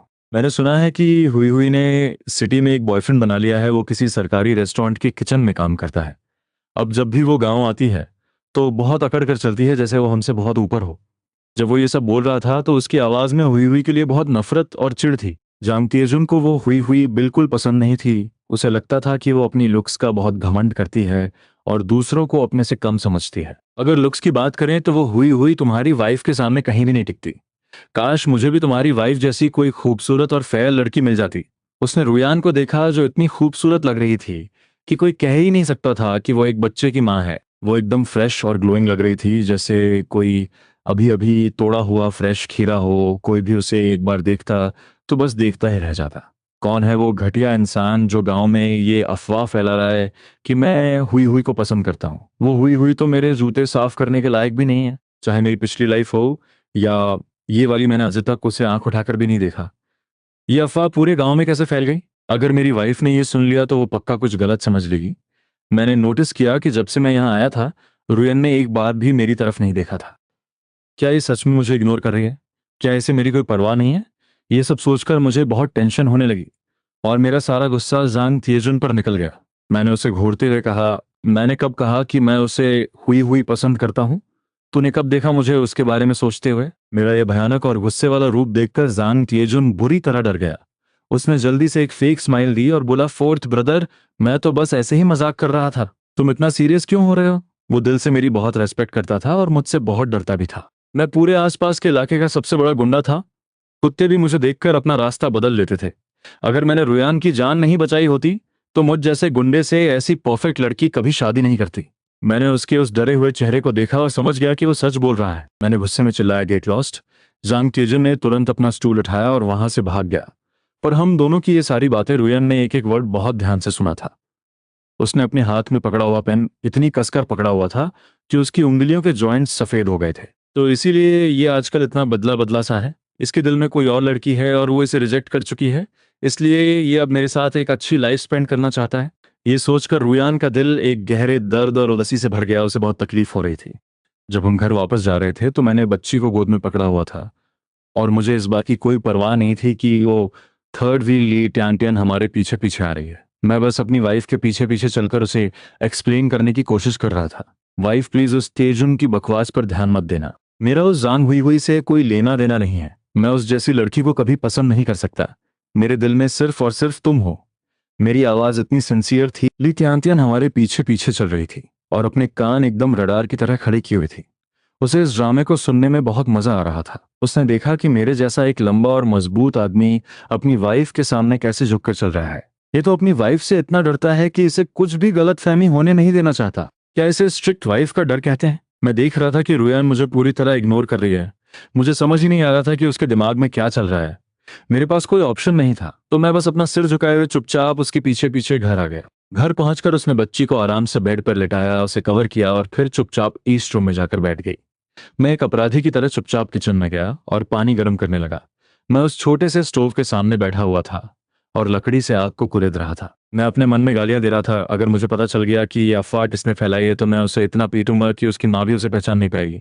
लोग फालतू में दूसरों की लाइफ क्यों खराब करते हैं। इस टाइम रुयन ईस्ट रूम में बैठी हुई थी और बच्ची के लिए सर्दियों के कपड़े सिल रही थी। कुछ ही देर में मैं गर्म पानी का बर्तन लेकर कमरे में आया। मैंने वो बर्तन धीरे से रुयान के पैरों के पास रखा और फिर नीचे बैठकर अपने बड़े हाथों से उसके पतले और सॉफ्ट पैरों को पकड़ लिया। मैंने उसका जूता निकालने की कोशिश की। मेरे इस एक्शन से रुयान रुक गई। उसने अपनी नजरें उठाई और नीचे बैठे मुझे देखकर पूछा, ये तुम क्या कर रहे हो? उसने अपना पैर पीछे खींचने की कोशिश की पर मेरे हाथों की ग्रिप बहुत स्ट्रांग थी। वो खुद को छुड़ा नहीं पाई। मेरे हाथों की वो रफनेस जब उसके सॉफ्ट पैरों से रगड़ खा रही थी तो उसे एक अजीब सी गुदगुदी फील हो रही थी। ये इंसान, पहले तो मुझे इसका नेचर समझ आ जाता था, पर अब ये इतना मिस्टीरियस कैसे हो गया है? इसके दिमाग में आखिर चल क्या रहा है? मैं अपना सिर झुकाए हुए था और मैंने अपना काम नहीं रोका। मैंने उसके कपड़े के जूते उतारे और बहुत ही धीमी आवाज में बोला, वाइफ, तुम पूरा दिन बहुत थक जाती हो, मैं तुम्हारे पैर धो देता हूं, इससे तुम्हें बहुत रिलैक्स फील होगा। जब रुयन को लगा कि वो खुद को नहीं छुड़ा पाएगी तो उसने स्ट्रगल करना छोड़ दिया। उसने अपनी आंखें झुका ली और चुपचाप मुझे देखने लगी। जब उसके पैर उस गर्म पानी में गए तो उसे सच में बहुत अच्छा फील हुआ। इन कुछ दिनों में ये सच में बहुत बदल गया है। ये तो मेरे पैर भी धो रहा है। अगर ये पहले की बात होती तो मैं ऐसा सपने में भी नहीं सोच सकती थी। जब मैं प्रेग्नेंट थी तब भी इसने मेरा इतना ध्यान नहीं रखा था। ये सब सोचकर रुयान के दिल में एक लालच आ गया। वो इन सब केयर और प्यार को हमेशा के लिए अपने पास रखना चाहती थी। जैंगो, रुयान ने मुझे देखा और बोली, मैं तुमसे गुस्सा नहीं हूं। अगर तुम अब गैम्बलिंग नहीं करोगे और शराब नहीं। और बहुत ही प्यार से मेरे सिर की मसाज करने लगी। उसकी बातें सुनकर मैंने कुछ नहीं कहा, बस चुपचाप उसके पैर धोता रहा।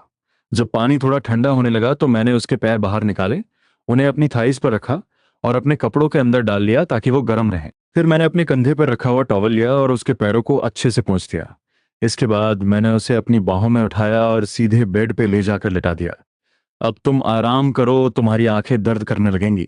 मैंने जल्दी से अपने कपड़े उतारे और इससे पहले कि वो कुछ समझ पाती, मैंने उसे अपनी बाहों में खींच लिया। मैं उसे अपने साथ बेड पर खींच लाया और हम दोनों पर ब्लैंकेट डाल दिया। रियान मेरे इस अचानक किए गए एक्शन से घबराकर स्ट्रगल करने लगी, तो मैंने एक डीप आवाज में कहा, वाइफ बस शांत रहो। मेरी आवाज सुनकर वो सच में शांत हो गई। उसने अपना चेहरा मेरी मजबूत चेस्ट पर छुपा लिया और बहुत ही धीमी आवाज में बोली, मेरा स्वेटर निकाल दो। ये वो नया स्वेटर था जो मैंने उसे दिलाया था। उसने सोचा था कि वो इसे सिर्फ किसी फंक्शन में या नए साल पे ही पहनेगी, पर कल मैंने कहा था कि मुझे वो इस स्वेटर में अच्छी लगती है, तो उसने आज इसे पहन लिया था। हमारी शादी को 2 साल से ज्यादा हो गए हैं। इसने मुझे कभी कोई गिफ्ट नहीं दिया था और अब ये बस शॉपिंग ही करता रहता है, कभी कपड़े, कभी जूते, तो कभी स्नैक्स। मैं इस बात से खुश था कि वो मेरे पास है। मुझे कोई आइडिया नहीं था कि वो इस नए स्वेटर के खराब होने की टेंशन ले रही है। मैंने अपने होंठ उसके माथे पर रखे और बहुत ही सीरियस टोन में कहा, वाइफ मुझे पता है कि मैं पास्ट में एक बहुत बड़ा, पर प्लीज मुझे एक चांस दो खुद को प्रूव करने का। क्या तुम मुझ पर ट्रस्ट कर सकती हो? मेरी बातें सुनकर रियान की वो स्टिफ बॉडी धीरे धीरे रिलैक्स होने लगी।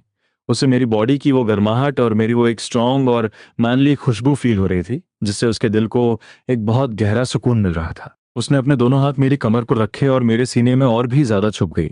काफी देर बाद उसने बहुत ही धीमी आवाज में कहा, ठीक है, मुझे समझ आ गया। उसकी आवाज इतनी धीरे थी कि कोई और सुन ही नहीं सकता था, पर मैंने उसकी वहां सुन ली थी। मैंने उसे अपनी बाहों में और कसकर पकड़ लिया। मैं तो चाहता था कि वो हमेशा के लिए मेरे अंदर ही समा जाए। मैंने उसके बालों पर एक बहुत ही सॉफ्ट किस किया और अपने मन में कसम खाई, इस लाइफ में चाहे कुछ भी हो जाए, मैं अपनी वाइफ को कभी कोई तकलीफ नहीं होने दूंगा। वो रात हम दोनों ने एक दूसरे की बाहों में गुजारी। अगली सुबह सूरज निकलने से पहले ही मैं उठ गया और सिटी के लिए निकल पड़ा। मैंने पहली बस पकड़ी और सिटी पहुंच गया। इस बार मैं उस पुराने फार्मेसी ओनर के पास नहीं गया। मुझे पता था कि अगर मैं बार बार उसी के पास जाऊंगा तो कुछ लोगों को मुझ पर शक हो सकता है। मैंने एक दूसरी फार्मेसी चूज की। उस फार्मेसी के ओनर ने जब मेरे वो रेयर आइटम्स शियो, लिंगजी, डियर एंटलर्स देखे, तो उसे समझ आ गया कि मैं वही यंग लड़का हूं जिसके बारे में सिटी में बातें हो रही थी। उसने बहुत ही रेस्पेक्ट के साथ मुझे एक प्राइवेट रूम में बुलाया। उसने मेरे सारे आइटम्स को ध्यान से चेक किया। उनकी क्वालिटी में कोई भी प्रॉब्लम नहीं थी। उसे ये समझ नहीं आ रहा था कि मैं इतने सारे रेयर आइटम्स कहाँ से ला रहा हूँ, पर उसने मेरी बहुत रिस्पेक्ट की और मुझे एक बहुत ही अच्छा प्राइस दिया। मैंने भी उसे नेगोशिएट करने का मौका नहीं दिया। मैंने उन सारे पैसों, जो कि ग्रेट यूनिटी नोट्स की एक बहुत मोटी गड्डी थी, को गिना और जब मुझे तसल्ली हो गई तो मैंने उन्हें अपने मैजिकल स्पेस में डाल दिया। फिर मैं सीधे स्टेट रन डिपार्टमेंटल स्टोर गया। मेरा प्लान था कि मैं अपनी सास के लिए कुछ अच्छे न्यूट्रिशनल सप्लीमेंट्स, ताकत की दवाइयाँ खरीदूं, पर वहां मुझे एक बहुत ही शौक देने वाला सरप्राइज मिला। मैंने वहां सेक्रेटरी वॉन्ग को देखा। ये वही इंसान था जिसने पिछले जन्म में मेरी लाइफ में एक बहुत बड़ा रोल प्ले किया था। वो मेरा सबसे बड़ा सपोर्टर था, पर मुझे समझ नहीं आ रहा था कि वो इस छोटी सी सिटी में क्या कर रहा है। वो अभी बहुत यंग और एनर्जेटिक लग रहा था। मुझे याद आ गया कि आज से 10 साल बाद वो इसी एफ सिटी का सबसे बड़ा लीडर बनने वाला था। मैंने सोचा कि अभी उससे मिलना ठीक नहीं है। अगर हमारी किस्मत में होगा तो हम एस सिटी में दोबारा जरूर मिलेंगे, क्योंकि मुझे पता था कि वो कुछ सालों बाद वहीं सेटल होने वाला है और मैं भी अपनी पास्ट लाइफ में वहीं रहा था। मैं अपने आइटम्स लेकर बाहर जाने ही वाला था कि तभी मैंने देखा कि सेक्रेटरी वांग के पास कुछ बहुत शोर हो रहा था। वहां बहुत सारे लोग इकट्ठा हो गए थे। मैं रुक गया और उस भीड़ की तरफ गया। एक फीमेल सेल्स गर्ल जिसने पीली शर्ट पहनी हुई थी, वो सेक्रेटरी वैंग का कोट कसकर पकड़े हुए थी और जोर जोर से चिल्ला रही थी, तुम कितने घटिया इंसान हो।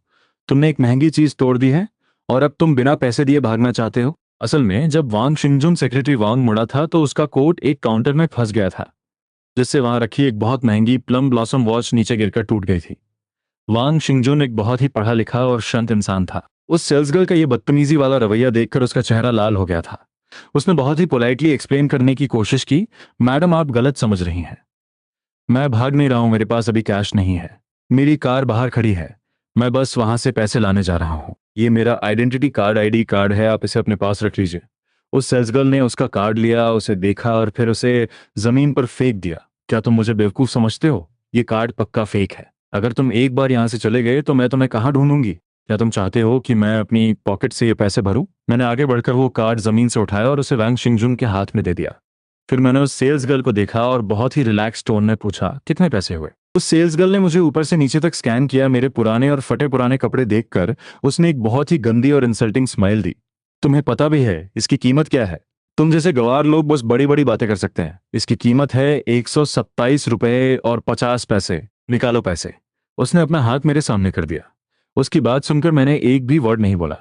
मैंने अपनी पॉकेट से वो ग्रेट यूनिटी नोट्स की मोटी गड्डी निकाली और उसमें से कुछ पैसे निकालकर उस सेल्स गर्ल के हाथ में रख दिए। लो, बाकी के पैसे वापस करो। मेरे हाथ में वो मोटी गड्डी देखकर उस सेल्स गर्ल की आंखें फटी की फटी रह गईं। उसने घबराकर उन पैसों को गिना और फिर हकलाते हुए बोली, हाँ हाँ सर, मैं अभी आपको चेंज देती हूँ। वहां खड़े बाकी लोग जो तमाशा देख रहे थे, उन्हें लगा कि अब कुछ इंटरेस्टिंग नहीं होने वाला। तो यहाँ इतने सारे लोग थे पर किसी ने मेरी हेल्प नहीं की, और इस इंसान ने बिना मुझे जाने मेरे लिए इतने सारे पैसे दे दिए। मेरे कपड़े देखकर उसे लग रहा था कि मैं कोई बहुत गरीब इंसान हूं और ये 127 रुपये मेरे लिए एक बहुत बड़ा अमाउंट होगा। ये सब सोचकर वांग शिंजुन का दिल मेरे लिए बहुत रेस्पेक्ट और ग्रेटिट्यूड से भर गया। इस दुनिया में अभी भी अच्छे लोग बचे हैं। उसने मुझसे बहुत ही पोलाइटली कहा, तुम्हारी हेल्प के लिए बहुत बहुत थैंक्स। मेरे पैसे बाहर कार में हैं, क्या तुम मेरे साथ चलकर वो पैसे ले सकते हो? मैंने बस सिर हिलाया और उसके साथ बाहर आ गया। बाहर एक ब्लैक कलर की सेडान कार खड़ी थी। इस एरा में एक पर्सनल कार होना ये प्रूव करता था कि इसका बैकग्राउंड सच में बहुत पावरफुल है। वांग शिंजुन ने कार का दरवाजा खोला, अपने बैग से पैसे निकाले और मुझे देते हुए बोला, यंग मैन, एक बार फिर से बहुत बहुत थैंक्स। तुम कहाँ जा रहे हो? मैं तुम्हें ड्रॉप कर देता हूँ, वांग शिंजुन ने ऑफर किया। मैंने पैसे लिए और बिना गिने सीधे अपनी पॉकेट में डाल लिए। मैंने सोचा कि मेरे पास बहुत सारा सामान है और बस में जाने से अच्छा है कि मैं इसकी कार में चला जाऊं। मैंने बिना किसी हेजिटेशन के कहा, ठीक है, फिर तुम्हें थोड़ी तकलीफ होगी। मैंने उसे अपनी सास के घर का एड्रेस बताया और को ड्राइवर फ्रंट सीट पर बैठ गया। रास्ते में दो ऐसे इंसान जिनका आपस में कोई कनेक्शन नहीं था, एक दूसरे से बातें करने लगे, और सरप्राइजिंगली हमारी बातों में कोई भी ऑकवर्डनेस नहीं थी। ऐसा लग रहा था जैसे हम दोनों बहुत पुराने और अच्छे दोस्त हों। वांग शिंजुन को पहले लगा था कि मेरे जैसा एक यंग लड़का जो एक छोटे से गांव से आया है, उसकी सोच बहुत लिमिटेड होगी। पर जब हमने बात करना शुरू किया तो उसे रियलाइज हुआ कि वो बिल्कुल गलत था। उसे लगा कि ये इंसान बाहर से जैसा दिखता है, अंदर से ये बहुत ही डीप और समझदार है।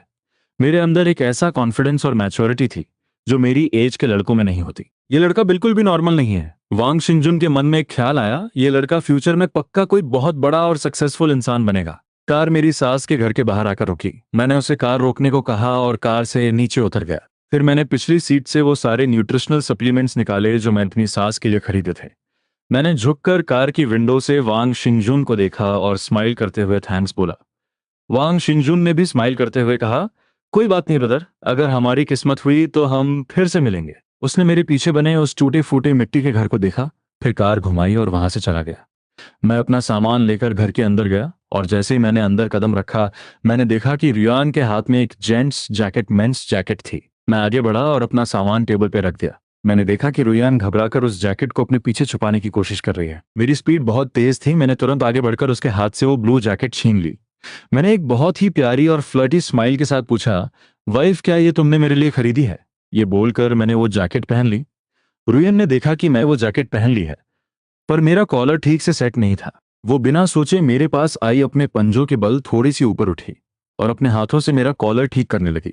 कॉलर ठीक करने के बाद वो 2 कदम पीछे हटी और मुझे ऊपर से नीचे तक देखने लगी। इसकी शोल्डर की चौड़ाई और लेंथ सब कुछ बिल्कुल परफेक्ट है। ऐसा लग रहा है जैसे किसी ने इसके नाप से ही इसे बनाया हो। उसे पहले डर लग रहा था कि ये जैकेट मुझे फिट आएगी या नहीं। जब वो आज सुबह शॉपिंग करने गई थी तो उसने मेरी पुरानी शर्ट से इस जैकेट का साइज नापा था और थोड़ा बड़ा साइज लिया था ताकि मुझे टाइट ना हो। आज सुबह मौसम अच्छा था तो मैं बच्ची को लेकर टाउन गई थी और तुम्हारे लिए ये जैकेट खरीद ली। जब मैंने ये सुना और उसकी उन शर्माती हुई और हिचकिचाती हुई नजरों को देखा तो मुझे समझ आ गया कि वो अभी भी अनकॉन्फिडेंट है। उसे डर था कि कहीं मुझे ये जैकेट पसंद ना आए या मैं इस पर भी गुस्सा ना करूं। मेरा दिल खुशी से नाचने लगा। मेरी वाइफ ने पहली बार मुझे कोई कपड़ा गिफ्ट किया है। मैंने तुरंत एक कदम आगे बढ़ाया और उसे अपनी बाहों में खींच लिया। मैंने उसकी ठुड्डी को पकड़ा, अपना सिर झुकाया और उसके होठों पर एक बहुत ही इंटेंस और पैशनेट किस कर दिया। मैंने अपने होठों से उसके होठों को खोला और हमारी सांसें एक दूसरे में मिल गईं। काफी देर तक किस करने के बाद जब मैंने फील किया कि रुयान की सांसें भारी हो गई हैं और वो कांप रही है, तब जाकर मैंने उसे छोड़ा। मैंने अपनी ठुड्डी उसके बालों पर रखी और बहुत ही प्यार से कहा, थैंक्स वाइफ, मुझे ये जैकेट बहुत पसंद आई। जब मैं ये बोल रहा था तब मुझे रियलाइज हुआ कि कमरे में एक थर्ड व्हील ली टियांटियन भी मौजूद है। ली टियांटियन अपनी गोद में बच्ची को पकड़े हुए अपनी बड़ी बड़ी आंखों से हमें घूर रही थी। जब उसने देखा कि मैं अपनी वाइफ को इस तरह पैशनेटली किस कर रहा हूं तो वो पूरी तरह शॉक में चली गई। मैं इतनी बड़ी इंसान यहाँ खड़ी हूं और इस फोर्थ ब्रदर ने मुझे देखा तक नहीं। क्या मैं इनविजिबल हूं? उसे डर लग रहा था कि उसने कुछ ऐसा देख लिया है जो उसे नहीं देखना चाहिए था। कहीं उसकी आंखों में कोई इन्फेक्शन ना हो जाए। मैं सिटी वापस कब जा पाऊंगी? उसका चेहरा शर्म से लाल हो गया। उसने किसी तरह एक फेक स्माइल दी, बच्ची को लिया और तेजी से अपने वेस्ट रूम में भाग गई। मेरे उस इंटेंस किस की वजह से रुयान की सांसें अभी भी तेज चल रही थी। वो मेरी मजबूत चेस्ट पर अपना सिर रखे हुए मेरी हार्ट बीट सुन रही थी। उसने बहुत ही सॉफ्ट और प्यारी आवाज में पूछा, तुमने खाना खा लिया? तुम्हें भूख लगी है?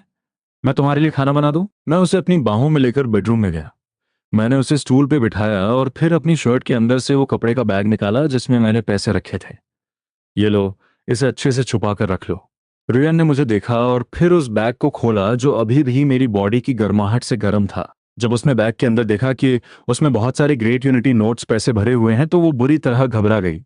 उसने तुरंत उस बैग को अपने हाथों से कवर कर लिया और डरते हुए दरवाजे की तरफ देखा। जब उसे तसल्ली हो गई कि बाहर कोई नहीं है तो उसने अपनी आवाज को बहुत धीमा करते हुए पूछा, इतने इतने सारे पैसे कहाँ से आए? उसकी आवाज में एक डर था। मैं हर बार बाहर से पहले से भी ज्यादा पैसे लेकर आता था।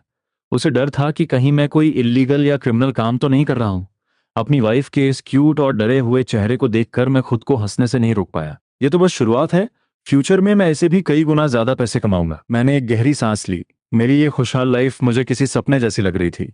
मैं उसके सामने घुटनों के बल बैठा और उसकी आंखों में देखकर बोला, ठीक है वाइफ, अगर तुम्हें मुझ पर ट्रस्ट नहीं है और तुम्हें डर लग रहा है तो अगली बार जब मैं सिटी जाऊंगा तो तुम भी मेरे साथ चलना।